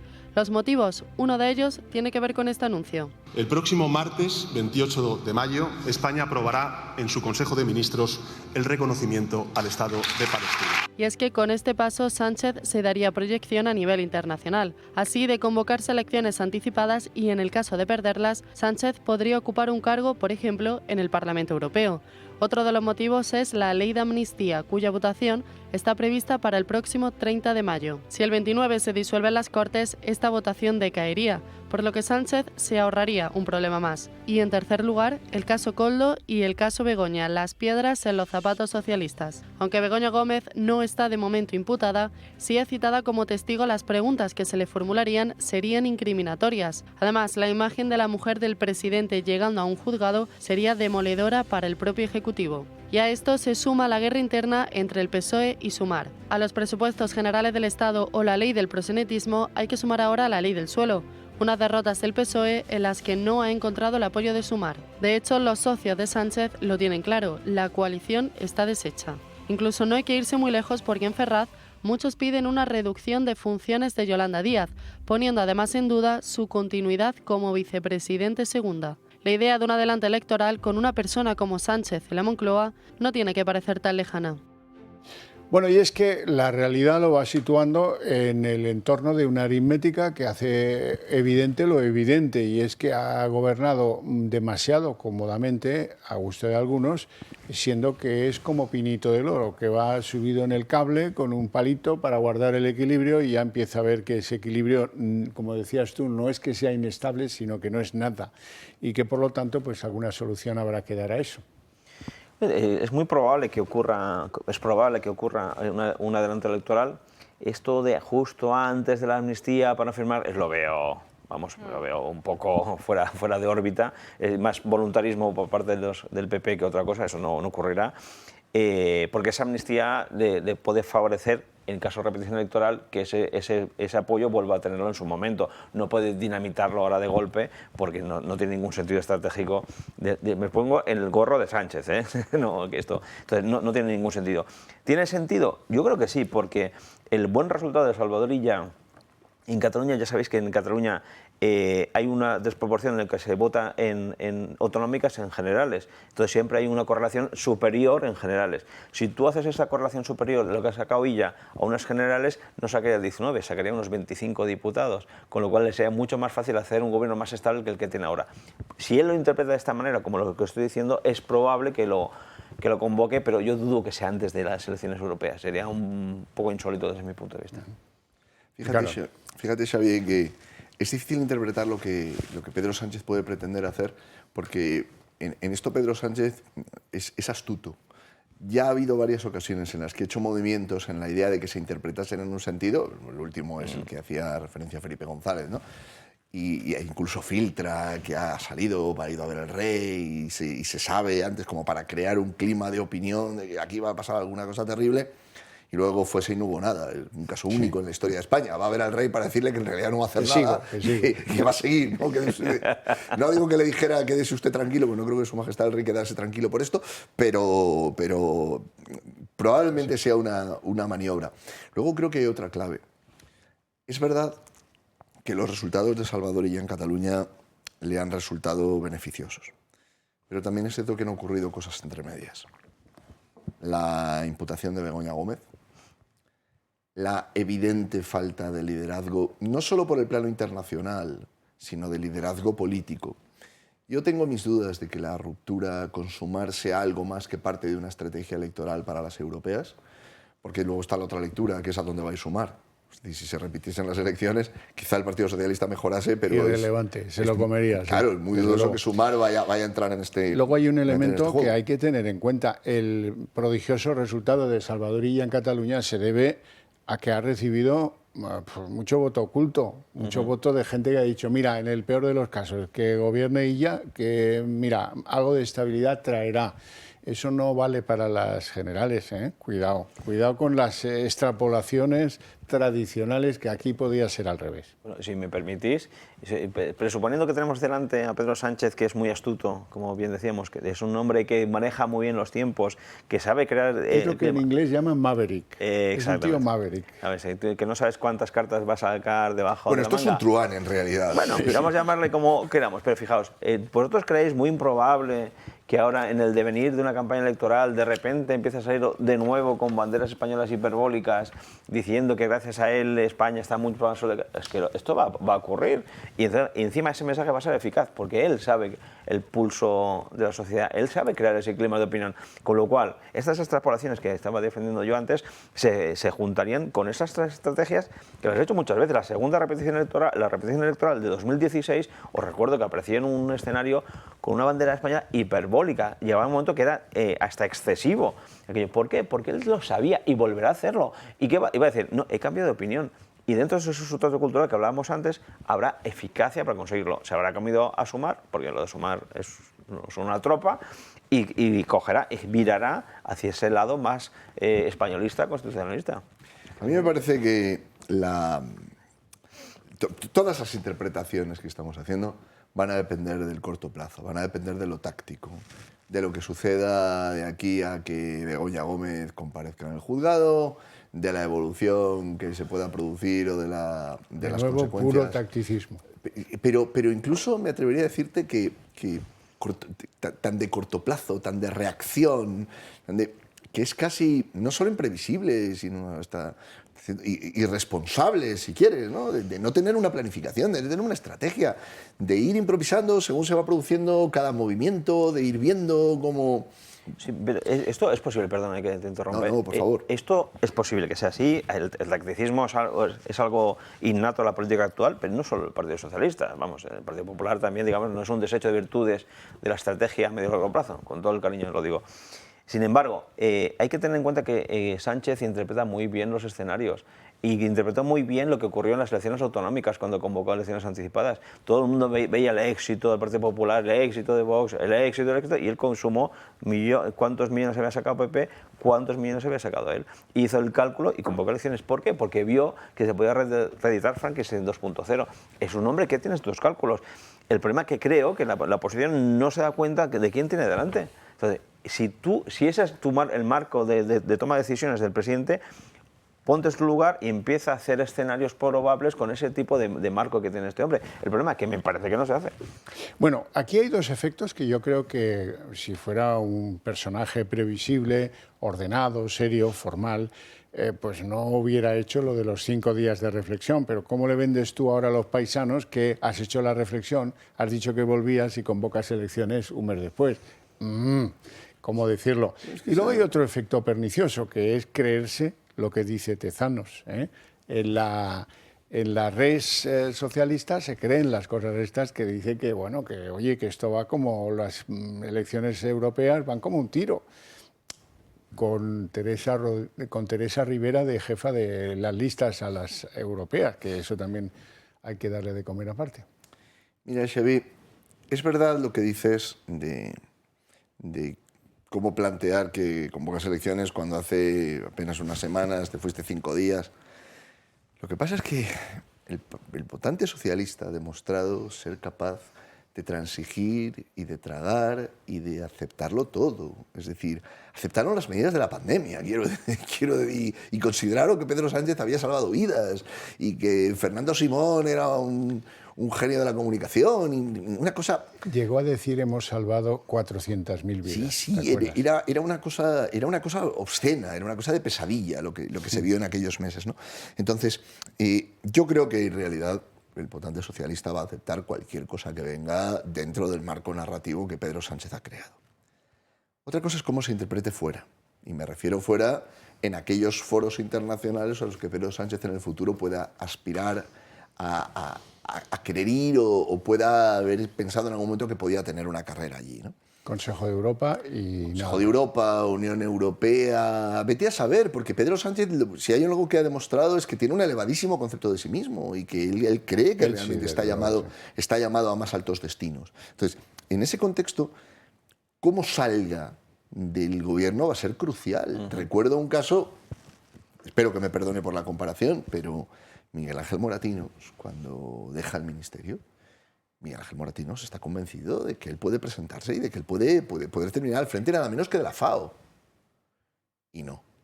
Porque no es lo mismo cuando uno sale como ganador, después de haber concluido un ciclo en la vida pública, que cuando uno sale como perdedor. Y en este caso como perdedor después de una crisis, no lo hemos hablado hoy, quizá lo hablemos en otro momento, pero la crisis diplomática con Argentina es gravísima, gravísima.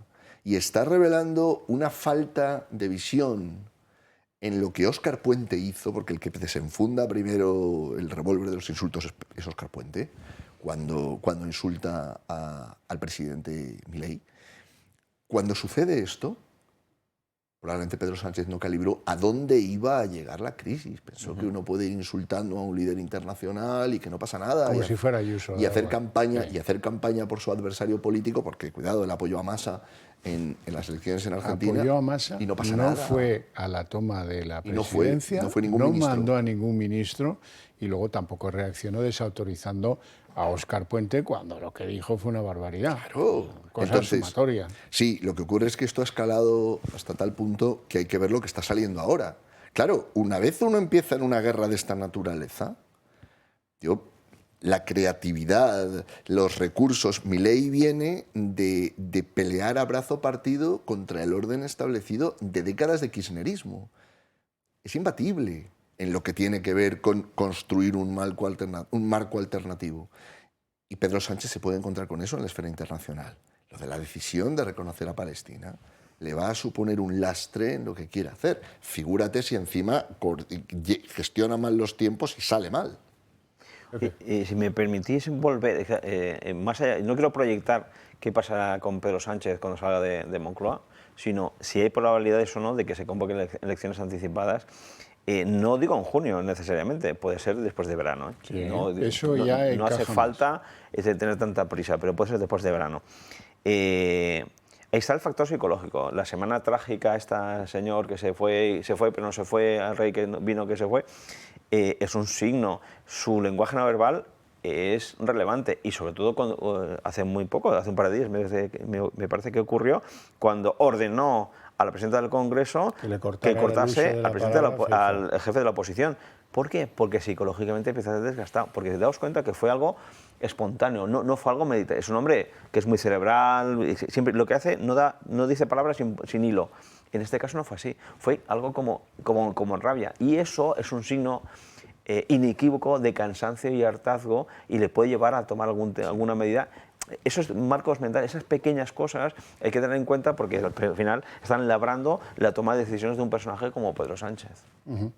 Bueno, ya veremos lo que pasa, pero tiene todo el sentido. Que espere a ver si coloca a ella en la presidencia de la Generalitat y ya visto que no, si es que no lo sé, yo creo que va a ser que no, pues entonces ya a partir de ahí pues viene la tesis que hablábamos al principio, de encajar la repetición electoral catalana con una convocatoria de elecciones generales adelantadas. Eso tendría bastante sentido, está sin presupuestos, tiene un conflicto ahora en cualquier cosa que presente como proyecto de ley al Congreso, con todos, desde Sumar a Rufián. Rufián dijo una cosa el otro día, siendo que, pido perdón por citar a Rufián, pero dijo una cosa que revela también un cierto hartazgo de Pedro Sánchez. Dice, es que siempre que nos traen algo a votar estos son lentejas. No negocia con nadie, no consensúa.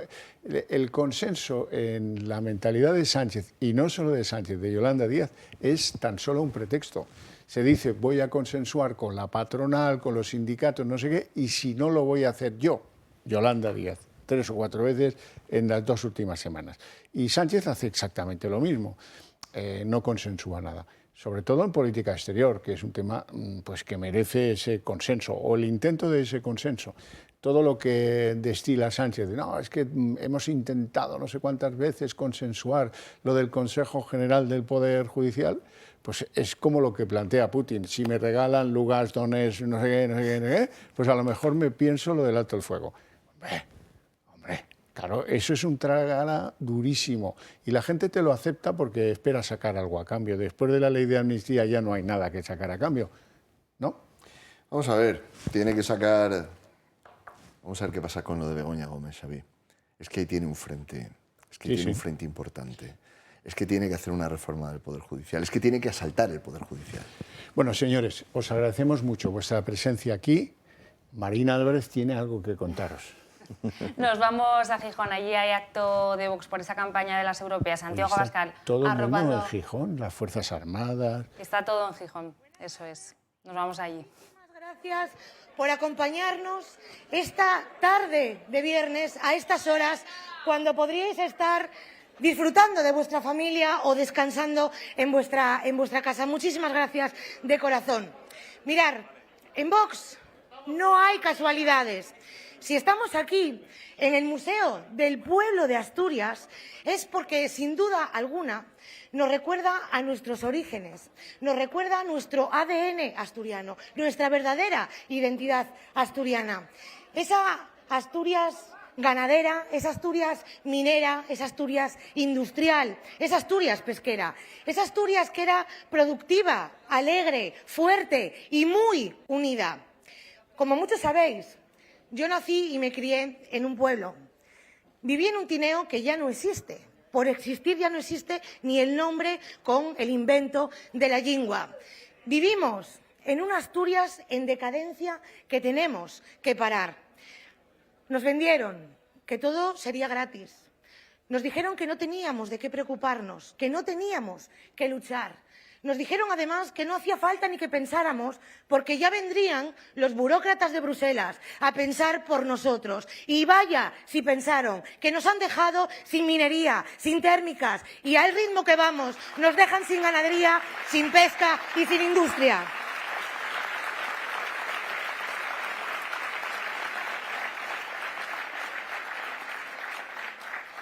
Alcoa cerrado, Arcelor pendiente de un hilo, Saint-Gobain con 160 puestos de empleo más en la calle, más de 4.000 explotaciones ganaderas que hemos perdido la última década.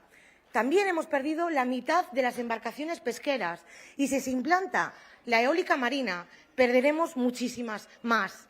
Y es que la Unión Europea y los gobiernos pusilánimes de España, con su normativa, impuestos y trabas, están haciendo que cada vez sea más difícil que la industria, la ganadería, la pesca o cualquier sector productivo sea rentable y lo están cerrando por la vía de los hechos. Y esta no es la Asturias que nos dejaron nuestros abuelos. Y yo quiero haceros una pregunta a todos vosotros. ¿Es la Asturias que le queréis dejar a vuestros hijos y a vuestros nietos? Responderme todos. Claro que no. Por eso tenemos que rebelarnos, tenemos que luchar, devolver el orgullo por lo nuestro, por nuestra tierra y por nuestra forma de vida tradicional. Y tenemos que sentirnos orgullosísimos de pensar diferente. ¿Y sabéis por qué? Porque somos los únicos que de verdad defendemos la libertad, defendemos la seguridad y la prosperidad para dejarle a nuestros hijos una tierra de oportunidades.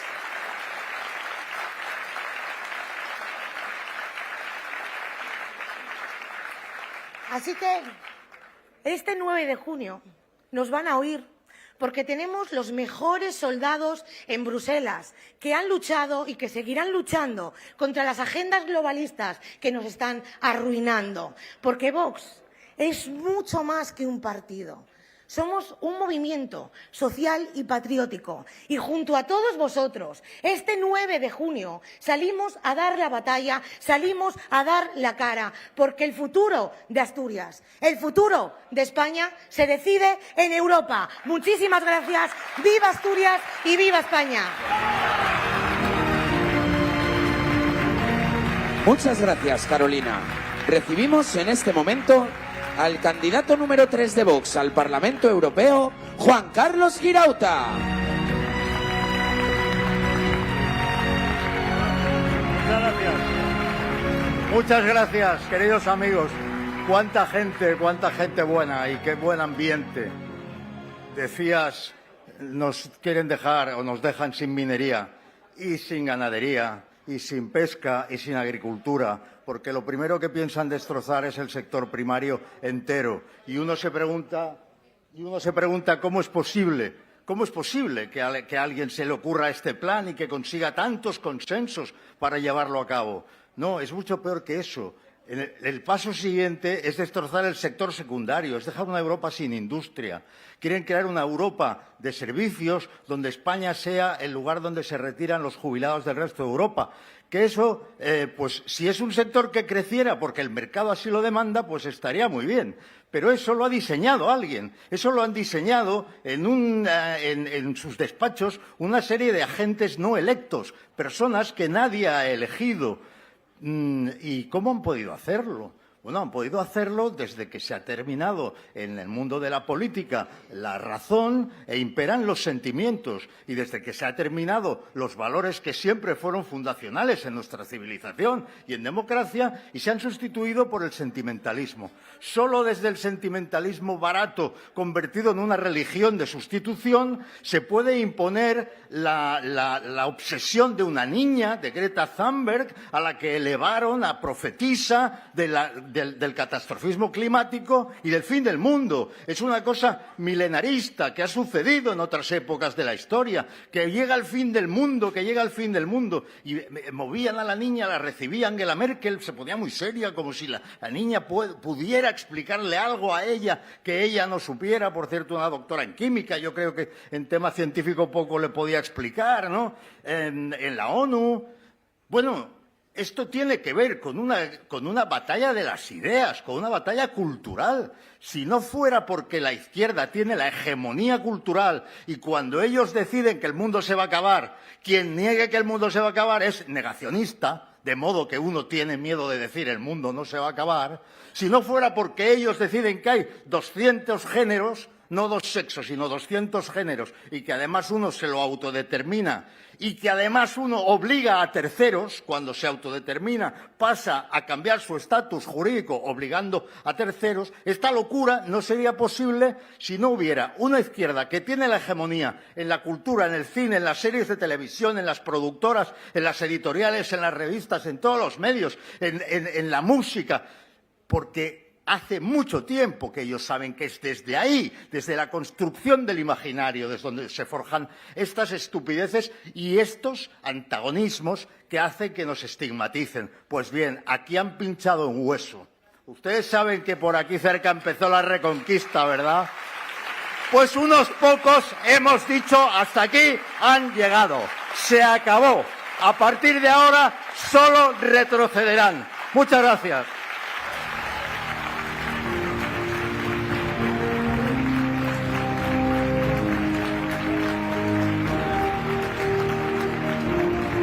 Muchas gracias, Juan Carlos.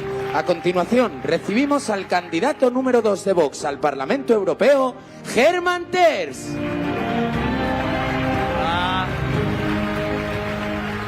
Hola a todos. Buenas tardes. Qué feliz estoy de estar aquí en el Principado, que es, como sabemos, Santiago, como sabe Milei, como sabe Buxadé y como sabéis todos vosotros, es una de las víctimas del socialismo que más ha sufrido en estos 40 años.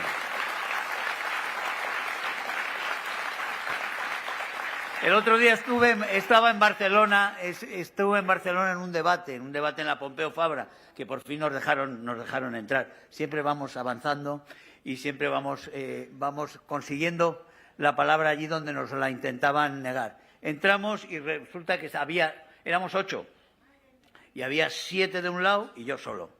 Y la verdad es que para un debate es una gloria, porque estás tú contra todos y lo disfruté muchísimo. Todos ellos con el mismo mensaje, todos ellos con un mensaje sobre la Unión Europea que se podía haber pronunciado hace 10 años y hace 5. Todo lo mismo, el europeísmo es el mantra del europeísmo, más Europa, más Europa, más Europa, que quiere decir más centralismo, más reglamentación, 5.000 reglamentaciones en 5 años, no quieren más reglamentación, más intrusismo, más injerencia en la vida de todos nosotros. Todos quieren lo mismo, salvo nosotros. Y nosotros vamos a cambiar ahora en el Parlamento Europeo, vamos a cambiar la correlación de fuerzas. Y esto va a empezar a cambiar. Y el mantra ese se nos queda en el pasado, de hace 5 años, de hace 10 años y de hace 15, pero ahora ya no pinta nada. No pinta nada, tanto que les ha entrado ese miedo.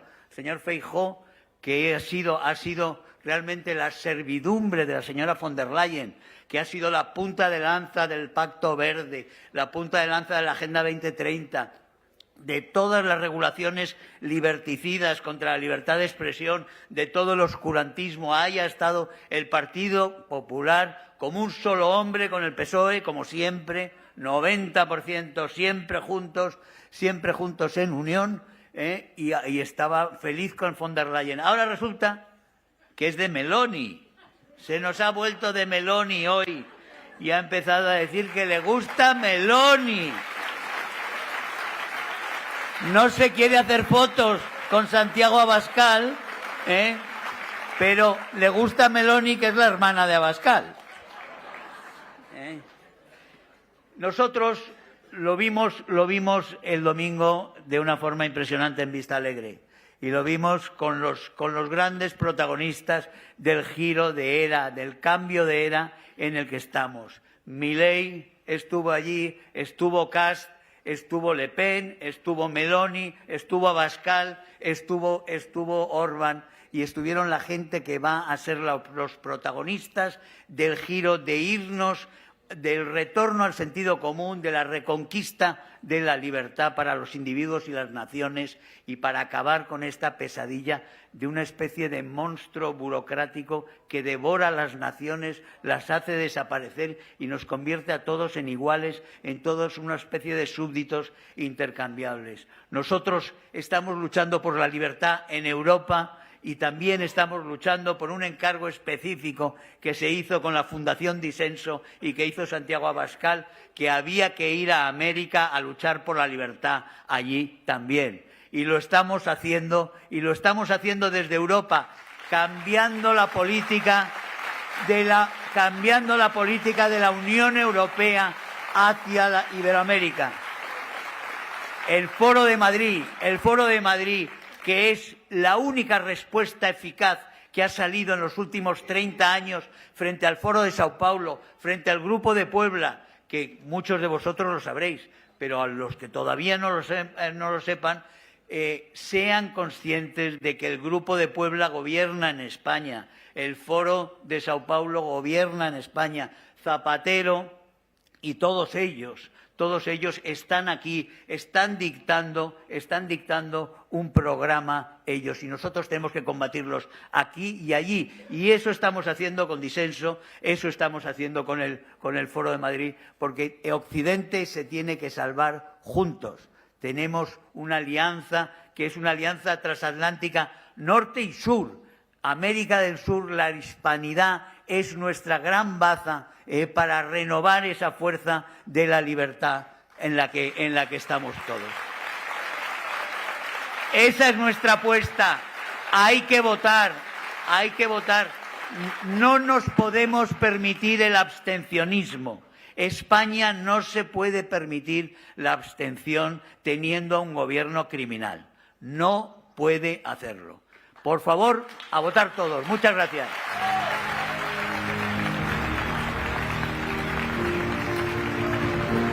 Muchas gracias, Germán. Y ahora ha llegado el momento de recibir al candidato número 1 de Vox al Parlamento Europeo, Jorge Buxadé.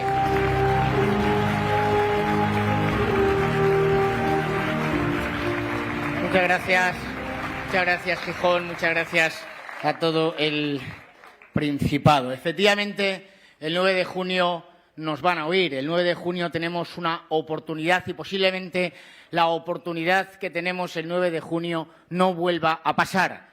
Es decir, si el 9 de junio no llenamos las urnas de votos de Vox, de votos de libertad, de votos de prosperidad, de votos contra la Agenda 2030 y contra el Pacto Verde Europeo, nos podemos encontrar que dentro de 5 años ni nos queda campo en Asturias, ni nos queda pesca en Asturias, ni nos queda industria en Asturias, ni nos queda Asturias, ni nos queda España y posiblemente ya no nos quede ni Europa.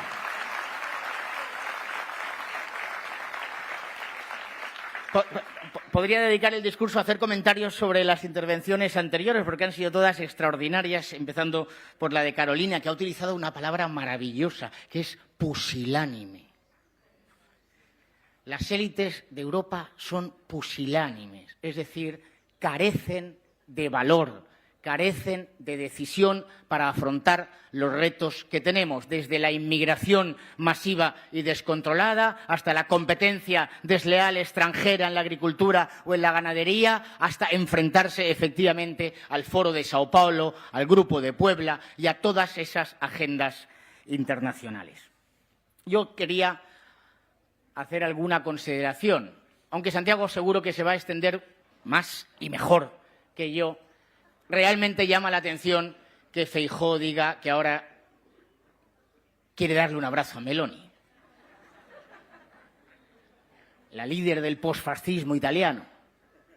Habrían portadas cuando estuvo con nosotros en Marbella en un discurso extraordinario e histórico, y Georgia sigue siendo la misma. Pero bueno, si quiere dar un abrazo a Georgia, pues que dé un abrazo a ese político que dijo que entre robar y vivir de las ayudas hay una cosa intermedia que se trata de trabajar. Y para trabajar hay que ayudar al trabajador, hay que ayudar al emprendedor, hay que bajar impuestos, hay que bajar cotizaciones sociales, hay que agilizar el trámite para obtener las licencias. De eso se trata.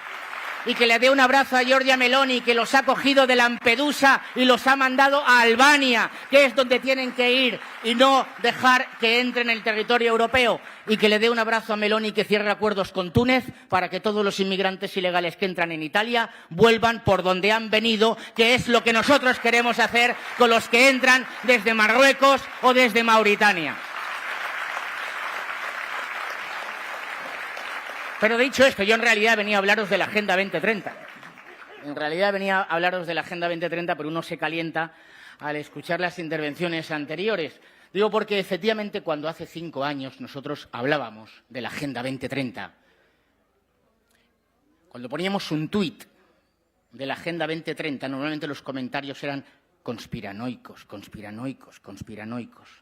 Yo creo que ahora mismo no hay ni un solo agricultor, ni un solo ganadero, ni un solo pescador, ni un solo trabajador manual, ni un solo dueño de un pequeño comercio en una pequeña capital de provincia en la que de repente el alcalde del PP o del PSOE ha decidido prohibir el tráfico rodado y, por tanto, impedir que la gente pueda ir a comprar a su pequeño comercio, que no sepa que la Agenda 2030 es un enemigo de la prosperidad, de la libertad de cada uno de los españoles, de las familias y de las empresas.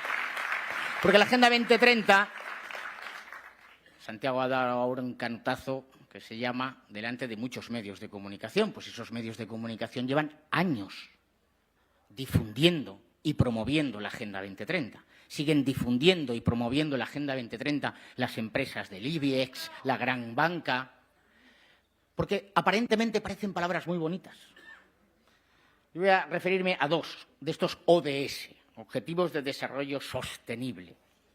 El objetivo número 2 habla de la seguridad alimentaria, mejorar la nutrición y promover la agricultura sostenible. Bien, nadie está en contra de esto. Claro, cuando luego esos ODS se desarrollan en una cosa que llaman metas, objetivos. Claro, cuando vas a las metas, a la letrita pequeña, como esos contratos con las eléctricas, que la letra pequeña es donde te han pegado el palo. Dice, aumentar la productividad de los países en desarrollo, no de la nuestra. Eliminar todas las restricciones a los mercados agropecuarios internacionales. Y, por supuesto, reducir las emisiones de CO2 en los países occidentales. Entonces, es destruir nuestra agricultura, destruir nuestra ganadería, destruir nuestra capacidad de producción y llamar a la entrada de la competencia de la extranjera. Si está escrito, es un plan perfectamente preconcebido. Y por eso nosotros, que lo vimos rápido, aquellos en ese momento solo 3 eurodiputados, al cabo de un mes llegó Margarita, después del Brexit, cuando en noviembre de 2019 Ursula von der Leyen, la jefa de Feijóo, digo la jefa de Feijóo porque Feijóo le da abrazos a Meloni, porque 3 horas antes Ursula von der Leyen había dicho que va a necesitar el apoyo de Meloni para ser presidente de la Comisión Europea. Pero en aquel noviembre de 2019 nos anuncian el Pacto Verde Europeo. Nosotros dijimos que no, y efectivamente vino Greta. Es que podemos unir las intervenciones de todos. Vino Greta. Hizo un discurso en noviembre de 2019. En ese momento, a la China comunista se le había caído o habían tirado el coronavirus. No lo sabemos. Y nosotros estábamos preocupados por el planeta. El 15 de enero de 2020, Partido Popular y Partido Socialista votaron a favor del Pacto Verde Europeo, colgando una soga a nuestra capacidad productiva. Y nosotros nos mantuvimos en pie, en su mundo en ruinas, el 15 de enero de 2020. Y luego lo llevaron a la política agrícola común y decidieron que nuestros agricultores y nuestros ganaderos tenían que ser jardineros, pero ya no producir. Porque efectivamente no puede haber agricultura verde con números rojos, como saben todos los dueños de las explotaciones, especialmente en Asturias, donde se ha destruido la explotación y la rentabilidad de las explotaciones. Solo en el último año, según datos de los sindicatos agrarios, se han cerrado 100 explotaciones ganaderas lecheras. En un año, 100. 100, que se dice pronto, pero son 100 familias, 100 vidas, 100 proyectos familiares, 100 fuentes de riqueza, de prosperidad, de fijación de la población. Eso es su plan. Y esto no es una conspiración. No hay ninguna conspiración aquí.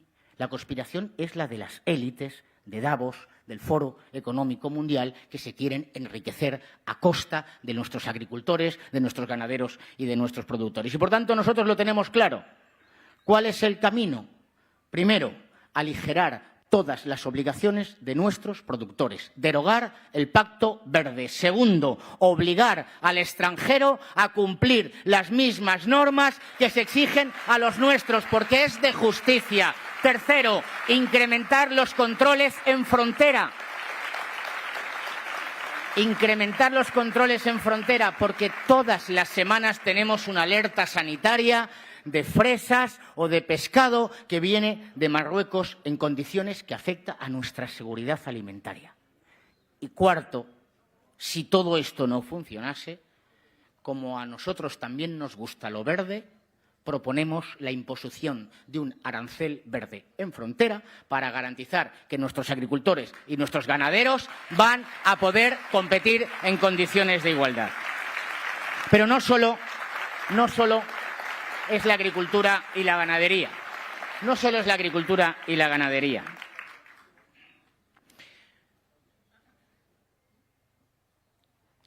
¿Cuántas veces el Partido Popular y el Partido Socialista han votado lo mismo en el Parlamento Europeo? A ver, hay que aclararlo esto. En realidad, literalmente es el 88,28. Pero claro, si decimos 88 es un número que genera cábalas. El 89 no redondear correctamente. El 90 está muy bien. 9 de cada 10 veces el Partido Popular y el Partido Socialista han votado lo mismo en el Parlamento Europeo. Pero vamos a descender. ¿En qué han votado lo mismo? Ya hemos visto el Pacto Verde Europeo. También el Partido Popular y el Partido Socialista votaron a favor de todas las directivas llamadas de energía renovable o de eficiencia energética. Votaron a favor de una cosa que se llama la Directiva de Eficiencia Energética de los Edificios. Posiblemente no hayáis oído hablar de ello, porque efectivamente los medios de comunicación no les interesa. Y siento daros una mala noticia, y es que acaban de expropiar sin justo precio vuestro derecho de propiedad. Porque a partir del año 2050, toda la vivienda en Europa tendrá que ser climáticamente neutra. Es decir, los pisos donde vivís, los pisos de vuestros abuelos, las viejas casas familiares, o hacéis una inversión millonaria para hacerlas climáticamente neutras, o no podréis venderlas. Y, por tanto, valdrá cero, igual que han conseguido que la tierra de España valga cero. Eso se llama expropiación del derecho de propiedad. Y, por tanto, tendréis que ir a votar el 9 de junio en defensa propia, como decíamos en Cataluña, en legítima defensa, en defensa de vuestro derecho de propiedad, en defensa de vuestra libertad. Tenemos un problema gravísimo de vivienda, está lleno de chavales esto, es alucinante. Los sueldos desde el año 2014 al 2024 han caído de media en España un 5%. El precio de la vivienda ha crecido un 46%. Los números no salen. Pero claro, ¿Quién incrementa el precio de la vivienda? Hombre, Partido Popular y Partido Socialista, que dicen que toda la obra nueva antes de 2030 será climáticamente neutra, es decir, geotermia, placas solares, que la gente humilde no quiere eso. La gente humilde quiere un techo donde formar una familia para no tener que compartir una vivienda entre 6 apelotonados en un comedor de 15 metros cuadrados. Quieren libertad, quieren estos chavales, estos chicos se merecen al menos la misma vida que hemos tenido nosotros. Ya no digo la de nuestros abuelos, que a lo mejor en algunas cosas sería imposible. Y voy concluyendo. Es que votaron a favor también de una cosa que se llama los ETS. Esto es contenido para los periodistas y para vosotros. ETS. Los derechos de emisión. Ahora, cuando una empresa emite CO2 en la atmósfera, tiene que pagar. Entonces han creado un negocio que es comprar y vender CO2 y derechos de CO2. Entonces Partido Popular y Partido Socialista votaron a favor esta legislatura, digo, para ir descendiendo al caso concreto, de que todo el sector del transporte marítimo y por carretera y todo el sector de la edificación y de la construcción tenga que pagar derechos de CO2. Por lo tanto, no os extrañe que si los puertos de Gijón se vacían y se llenan los puertos de Marruecos o los puertos de Gran Bretaña, sea por culpa de ellos. Y se lo tenéis que decir. Y también que decirles que el único partido que votó en contra del reglamento de control pesquero fue Vox. Y Partido Popular y Partido Socialista votaron a favor de atornillar más a nuestros pescadores. Así que esa Asturias, que en los años 70 tenía los mejores astilleros, la mejor siderurgia, que exportaba energía, que exportaba cerveza, productos lácteos, chocolate, motos, porcelana, ahora está en la situación que vosotros vivís. ¿Y esto quién lo ha hecho? Lo hizo el Partido Socialista, que negoció una vergonzante entrada en la Comunidad Económica Europea. Y lo ha hecho el Partido Popular, que no ha cambiado ni una sola de esas políticas. Y ahora Asturias, que tenía el 50% de lo que producía Asturias era producción industrial, ahora la producción industrial es el 12,7% de la totalidad de la riqueza que generáis aquí en Asturias. Pero esto se puede revertir. No hay nada inevitable. Que no os confundan, que no os llenen de miedo, de incertidumbres. El futuro es nuestro. Podemos cambiarlo. Y tenemos las herramientas para hacerlo. Tenemos las ideas, tenemos la ilusión, tenemos vuestro apoyo y, sobre todo, tenemos la decisión de defender a España en Bruselas. Por eso nos van a oír, para que ahora la Unión Europea no gaste 486 millones de euros en descarbonizar Arcelor, cuando sabéis todos que descarbonizar Arcelor es echar 440 nuevos trabajadores al paro. Esa es su descarbonización, destruir nuestra producción. Así que el 9 de junio nos tienen que oír. Gracias, tenemos el mejor equipo, la mejor lista que jamás ha habido para unas elecciones europeas. Adelante Asturias, adelante Gijón, adelante España, el futuro es nuestro. El 9 de junio nos van a oír.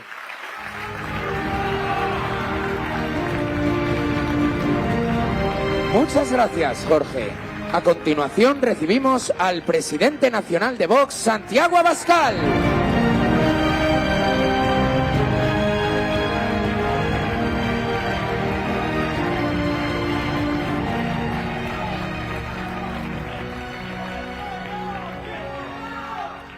¡Viva Asturias!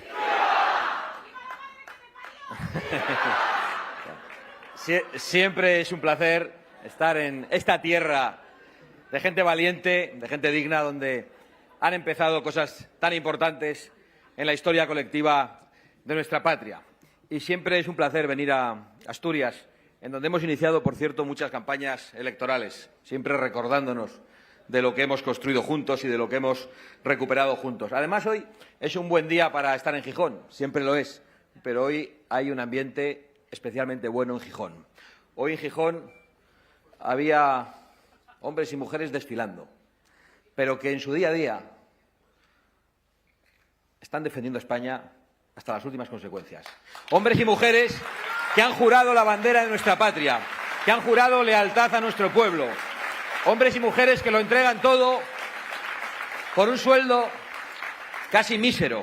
Hombres y mujeres que creo que deben ser un ejemplo para muchos políticos traidores, para muchos políticos ladrones, para muchos políticos que no creen en nada. Hombres y mujeres a los que a los 45 años el Estado les dice: si te he visto no me acuerdo, después de servir en el ejército durante mucho tiempo.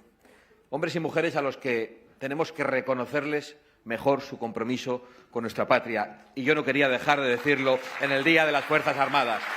Y hoy es un día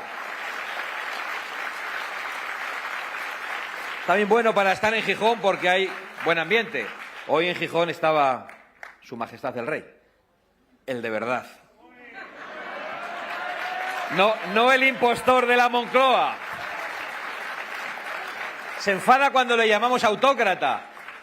Yo el otro día le llamé majestad repetidamente y me llamaron al orden. O sea, lógicamente no se puede insultar, no se puede decir lo que pensamos, ya no se puede ni hacer una ironía. Le llamas autócrata, se enfada. Le llamas majestad y le hacen un gesto a la presidenta del Congreso para que te amordacen. Y no son autócratas, y no son dictadores, y respetan la libertad, y hablan de la pluralidad política. Pues Su Majestad fake la está liando parda. Va a conflicto diplomático por semana. Sí. O 155. Pero que se vaya de verdad. Viene el presidente de la nación argentina. Bueno, dicen que va a venir y le llaman drogadicto, fascista y loco. Llega aquí, se acuerda de la mujer del presidente del gobierno, que por cierto está investigada en una causa por corrupción en la que Vox está personado, y le dicen que pida perdón. No pide perdón. Llaman al embajador español a consultas. ¿No va a pedir usted perdón? No. Retiran al embajador. ¿No va a pedir usted perdón? Y les ha dicho no. Bueno, ¿qué van a hacer ahora? ¿Van a declarar la guerra a Argentina? Mientras se lo piensan, lo que han hecho es declarar la guerra a Israel. Y sin entrar en el fondo de la cuestión, que habrá días, y ya lo hemos hecho en otros ámbitos, no sé si habéis visto cuál ha sido la consecuencia. Le han dado las gracias los talibanes. Le ha felicitado Hamás. Le vota Otegi. Le da órdenes Mohamed VI. Si no le queda más dignidad, lo que tiene que hacer es irse a su puñetera casa y dejar en paz a los españoles, dejar de destruir nuestra imagen internacional.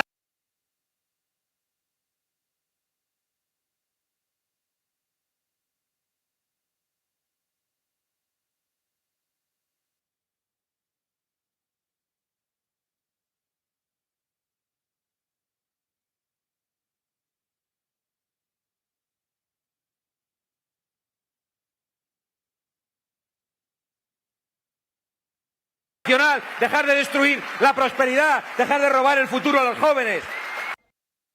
¿Qué saben de él? ¿Quién le manda? Yo he dicho que le manda a Mohamed VI muy en serio.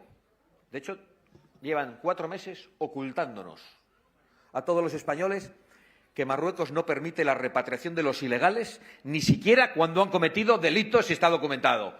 Y lo tenían oculto en la Comisaría General de Información y Marlaska lo tenía todo bien atadito y bien escondido. Como, por cierto, el otro día no tenían nada oculto ese informe de la UCO, de la Guardia Civil, que no se conocía porque había secreto de sumario, que no lo conocíamos las partes, pero ya lo conocía de sumario, que no lo conocíamos las partes, pero ya lo conocía el diario El País, porque Marlaska lo había filtrado.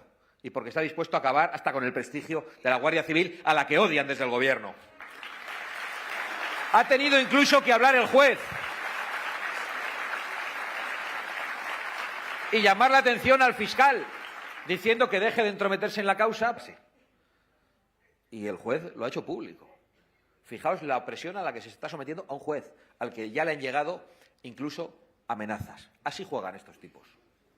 Hay que saber qué es lo que tenemos enfrente. Y habría que saber quiénes les mandan. Porque lo que está pasando con Marruecos, con Mohamed VI y con la inmigración ilegal masiva, no sabemos exactamente cuál es la razón, pero sí sabemos perfectamente cuáles son las consecuencias. Y las consecuencias son muy claras. Inseguridad creciente en nuestras calles, degradación de los servicios sociales que llegan antes a los extranjeros ilegales que a los españoles, degradación de los servicios públicos, degradación de la sanidad pública que los españoles han pagado con los impuestos y que ahora es universal para todo el mundo, literalmente. Y, por supuesto, degradación de la libertad de las mujeres con la importación de personas procedentes de culturas que denigran a la mujer y que la consideran un ser inferior. Y aquí en Asturias se empezó una reconquista para impedir eso, precisamente para defender nuestra cultura, para defender nuestra identidad, para defender nuestra patria y para recuperarla. Y no vamos a tolerar de ninguna manera que eso cambie. Que lo sepan aquí, que lo sepan en Madrid y sobre todo que lo sepan en Rabat.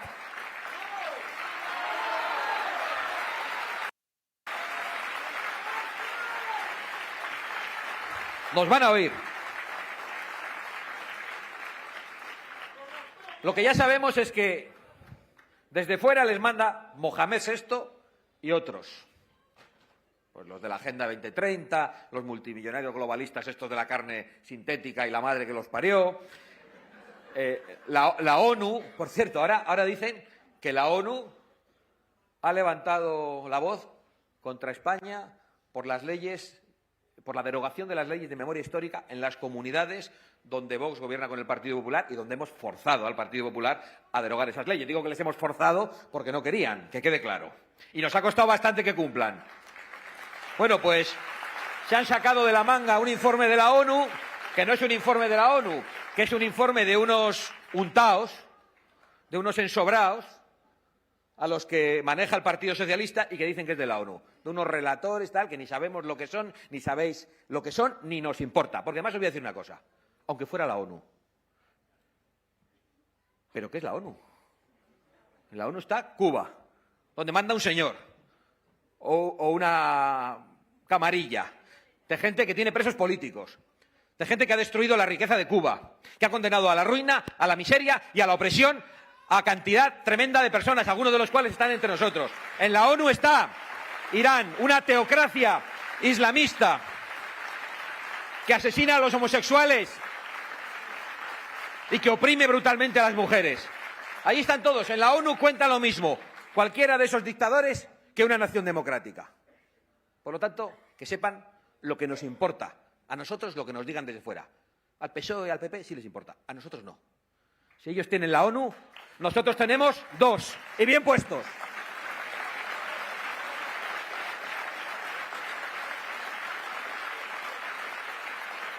A nosotros nos mandan los españoles. Nos mandan nuestros principios. Nos manda nuestra dignidad. Nos manda nuestra lealtad a nuestros padres, a los mayores, a los que nos han dado la patria. Eso es lo que nos manda. Nada más. Nada más. Ni agendas 2030, ni pactos verdes, ni burócratas de Bruselas, ni gente extraña disfrazada de no sé qué. A nosotros nos mandáis vosotros.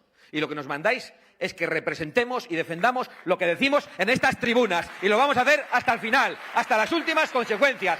Que lo sepan todos esos que por la noche tienen sueños húmedos con la desaparición de Vox y por el día, cuando se abren las urnas, es cuando tienen pesadillas. Las pesadillas las tienen despiertos, porque la realidad no concuerda ni con sus deseos ni con sus planes de destrucción. Anda no solo los socialistas, Ya anda Feijóo otra vez diciendo que hay que echar a Sánchez y que hay que votarle todos a él en las europeas. Pero si has votado todo con el Partido Socialista en Bruselas, todo, el 90% de las cosas. Pero si González Pons, tu portavoz, el que se sienta detrás de ti, Alberto, el que se sienta detrás de ti, González Pons, dice que en Bruselas tenéis y tendréis una coalición con el Partido Socialista, con los verdes y con los rojos. Por lo tanto, ¿para qué quieres el voto? ¿Para engañar a los españoles 5 años más? La gran coalición entre el Partido Popular y el Partido Socialista es una estafa. Es una estafa a los españoles. Porque aquí veis el teatrillo. Joder, que han convocado una manifestación contra Sánchez este fin de semana. mientras se reparten los jueces, mientras se reparten los puestos en Radio y Televisión Española, ya veis con qué consecuencias cuando encendéis la televisión, mientras se reparten las comisiones parlamentarias, todas ellas, excluyendo a Vox, por supuesto, que nos excluyan, que nosotros no queremos repartirnos nada con ellos, ni los jueces, ni las comisiones parlamentarias, ni los puestos en los medios de comunicación. Y acuerdan todo, hasta excluirnos de los debates. En el año 19 hubo debates a 4, porque aquí ya no hay solo 2 partidos, aquí hay muchos partidos. A Vox le votan 3 millones de españoles, más de 3 millones de españoles. ¿Y qué han hecho en el 23? Impedir los debates a 4, directamente un debate a 2, como si solo siguieran ellos. Luego hacen otro debate a 4 para justificarse y Feijóo no se presenta, porque quiere la foto con Meloni, pero no con nosotros.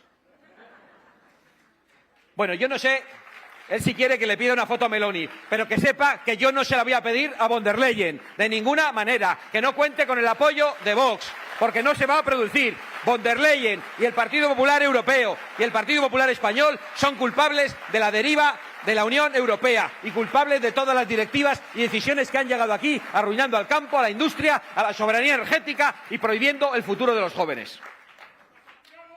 Por cierto, lo del duopolio de la televisión. Ayer hubo un debate en La Sexta, A3 Media. Esos que tienen una mano derecha y una izquierda, para contentar a todos. Solo estuvieron de nuevo ellos, como si los demás no existieran. Pero ¿me pueden explicar, perdón, qué coño debaten entre el Partido Popular y el Partido Socialista ayer en Antena 3, después de votar juntos el 90% de las veces en Bruselas? ¿Nos lo pueden explicar? ¿Cuál es el debate? Ese debate es una estafa del Partido Popular, del Partido Socialista y de A3 Media. Un debate sin Jorge Buxadé, sin Germán Ter, sin Girauta, sin esos hombres y mujeres que van en las listas de Vox y que son los únicos que han defendido los intereses de los españoles, votando sistemáticamente en contra de lo que han votado en coalición y en comandita el Partido Popular y el Partido Socialista. Es un debate falsario, es una trampa y es una estafa. Y es un acto de corrupción. Porque además hablan de estas cosas, de los pactos, de la foto con Meloni, de quién va a pactar con quién, de que hay que concentrar el voto para echar a Sánchez. ¿Cómo que para echar a Sánchez? ¿De verdad está diciendo a los españoles que en estas elecciones se echa a Sánchez? Es verdad que le vendría mal perder, pero ¿de verdad creen que Sánchez se va a ir si pierde? ¿Aún no ha aprendido el Partido Popular? Debería aprender, entre otras cosas, a que no se tiende la mano a Sánchez como hizo durante las elecciones de julio, a la vez que demonizan a Vox, ellos y sus medios de comunicación. Debería aprender lo que hace la izquierda, y viendo a Pedro decirle Yolanda, y a Yolanda decirle Pedro. No, mientras tanto el Partido Popular en que estaba, en no aparecer con Vox ni en pintura, pensando sobre todo y fundamentalmente en la desaparición y la destrucción de Vox y no en la derrota del Partido Socialista y de Pedro Sánchez, al que le están ofreciendo pactos sistemáticamente para luego salir en romería por las calles, en manifestación, para engañar a los españoles. Pero no quieren que se hable de Europa con concreción, como lo han hecho estos tíos, que han hablado aquí con claridad. Y han hablado de cosas probablemente difíciles, ¿no? Porque no todos entendemos todo lo que están diciendo, pero muchos entendéis alguna de las cosas, porque os afectan directamente. Y estos saben lo que ha pasado en Europa. Saben con mucha precisión las consecuencias de las votaciones, de las directivas, de los reglamentos que se votan en Bruselas y llegan aquí. Y luego aquí les gusta mucho decir a los otros, no, es que esto viene de Europa, no tenemos culpa. Bueno, tenéis culpa, para empezar, de presentaros como unos mandaos y como unos miserables, que no tenéis dignidad y no defendéis la soberanía de vuestra patria. Pero además tenéis culpa de votar mal. Claro que tenéis culpa. Y aquí han explicado perfectamente qué es lo que pasa con el campo, con la industria, con todas esas reglamentaciones. Y eso es lo que nosotros vamos a explicar durante estos días, que lo que se vota en Europa tiene un efecto aquí. Podría tener un efecto bueno, pero como se vota mal, tiene un efecto letal. El maldito Pacto Verde, la Agenda 2030, el Pacto por la Migración, ya han sido mencionados y explicados en gran parte. Yo he estado hoy en Somiedo, disfrutando durante unas pocas horas de la naturaleza de Asturias, que es maravillosa. He podido ver el oso pardo ibérico y he podido hablar Cantábrico, perdón. He podido hablar con muchos paisanos, con muchos ganaderos, que están hartos, que están hechos polvo. que ya no ven futuro. Por supuesto, para ellos muchos, ya no, lo importante no son ellos, son sus hijos, a los que no pueden darles una explotación ganadera. Están verdaderamente horrorizados por lo que está pasando con el lobo, con las imposiciones que vienen de los burócratas de Bruselas, de los ecologistas radicales, de los urbanitas que no son capaces de distinguir una paloma de una tórtola ni probablemente un oso de un mastín, y que no saben lo que es la vida en el campo. Y aquí lo que queremos y lo que queréis es que Asturias pueda ser una región próspera, en la que haya turismo, en la que haya hostelería, en la que haya naturaleza viva y en la que haya, por supuesto, ganaderos que puedan prosperar. Pero hoy lo que hay es demasiados lobos y ganaderos cada vez con menos futuro. Y si no hay ni ganaderos, ni hay autónomos, hoy nos hablaban de eso, de los que ya no les merece la pena estar inscritos como autónomos porque no ganan lo suficiente. Y por los impuestos. Si no hay ganaderos, si no hay autónomos, si no hay currantes industriales, si no hay minería, porque todo eso ya lo quieren fuera. Pues ¿qué hay? Pues mira, para empezar lo que hay aquí es una cantidad tremenda de jóvenes, muchos de los cuales no están ni en edad de votar, que supongo que están aquí porque están muy preocupados por su futuro. Yo creo que sus padres y sus abuelos también lo están. Creo que están aquí también porque, aunque sean muy jóvenes, entienden de lo que hablamos, porque saben lo que está pasando en las calles con la inseguridad. Ellos están en las calles más que sus padres, porque saben lo que está pasando en los colegios con las imposiciones ideológicas de las profesoras feminazis, de los profesores aliades, y con la criminalización de los chavales, de los varones. Es decir, porque se enteran de qué va la fiesta. Y estamos en Asturias, una región donde la despoblación es cada vez mayor, donde la natalidad es cada vez menor, una región que se está envejeciendo a marchas forzadas y con un gobierno socialista todavía. Bueno, y con un gobierno socialista. Espero que lo podamos cambiar cuanto antes. Supongo que lo habéis comprobado, no ahora, sino desde hace mucho tiempo. Nosotros queremos cambiarlo todo. Pero no queremos hacer unas reformitas ni poner unos parches. Queremos darle la vuelta a todo esto como a un calcetín. Sacar toda la porquería, todas las traiciones, toda la ruina, toda la desesperanza y recuperar nuestro futuro. A eso hemos venido, en unas elecciones que son cruciales. Yo ayer decía que los políticos siempre dicen que todas las elecciones son las más importantes.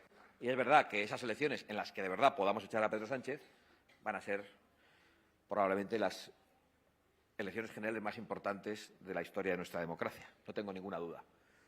Pero las elecciones europeas son probablemente las más importantes por lo que se vota en Bruselas. Porque lo que se vota en Bruselas ya se queda adosado a nuestra legislación como una lapa, como una sanguijuela, como una garrapata, nos atenaza, no podemos avanzar, no tenemos futuro, y eso se queda ahí, con la resignación de los viejos partidos que nosotros, desde luego, no vamos a compartir ni vamos a aceptar nunca. Así que adelante, españoles de Asturias, a por la reconquista de nuestra soberanía, a por la reconquista de nuestra identidad, a por la reconquista de nuestra libertad y a por la reconquista de nuestra prosperidad. ¡Viva Asturias y viva España!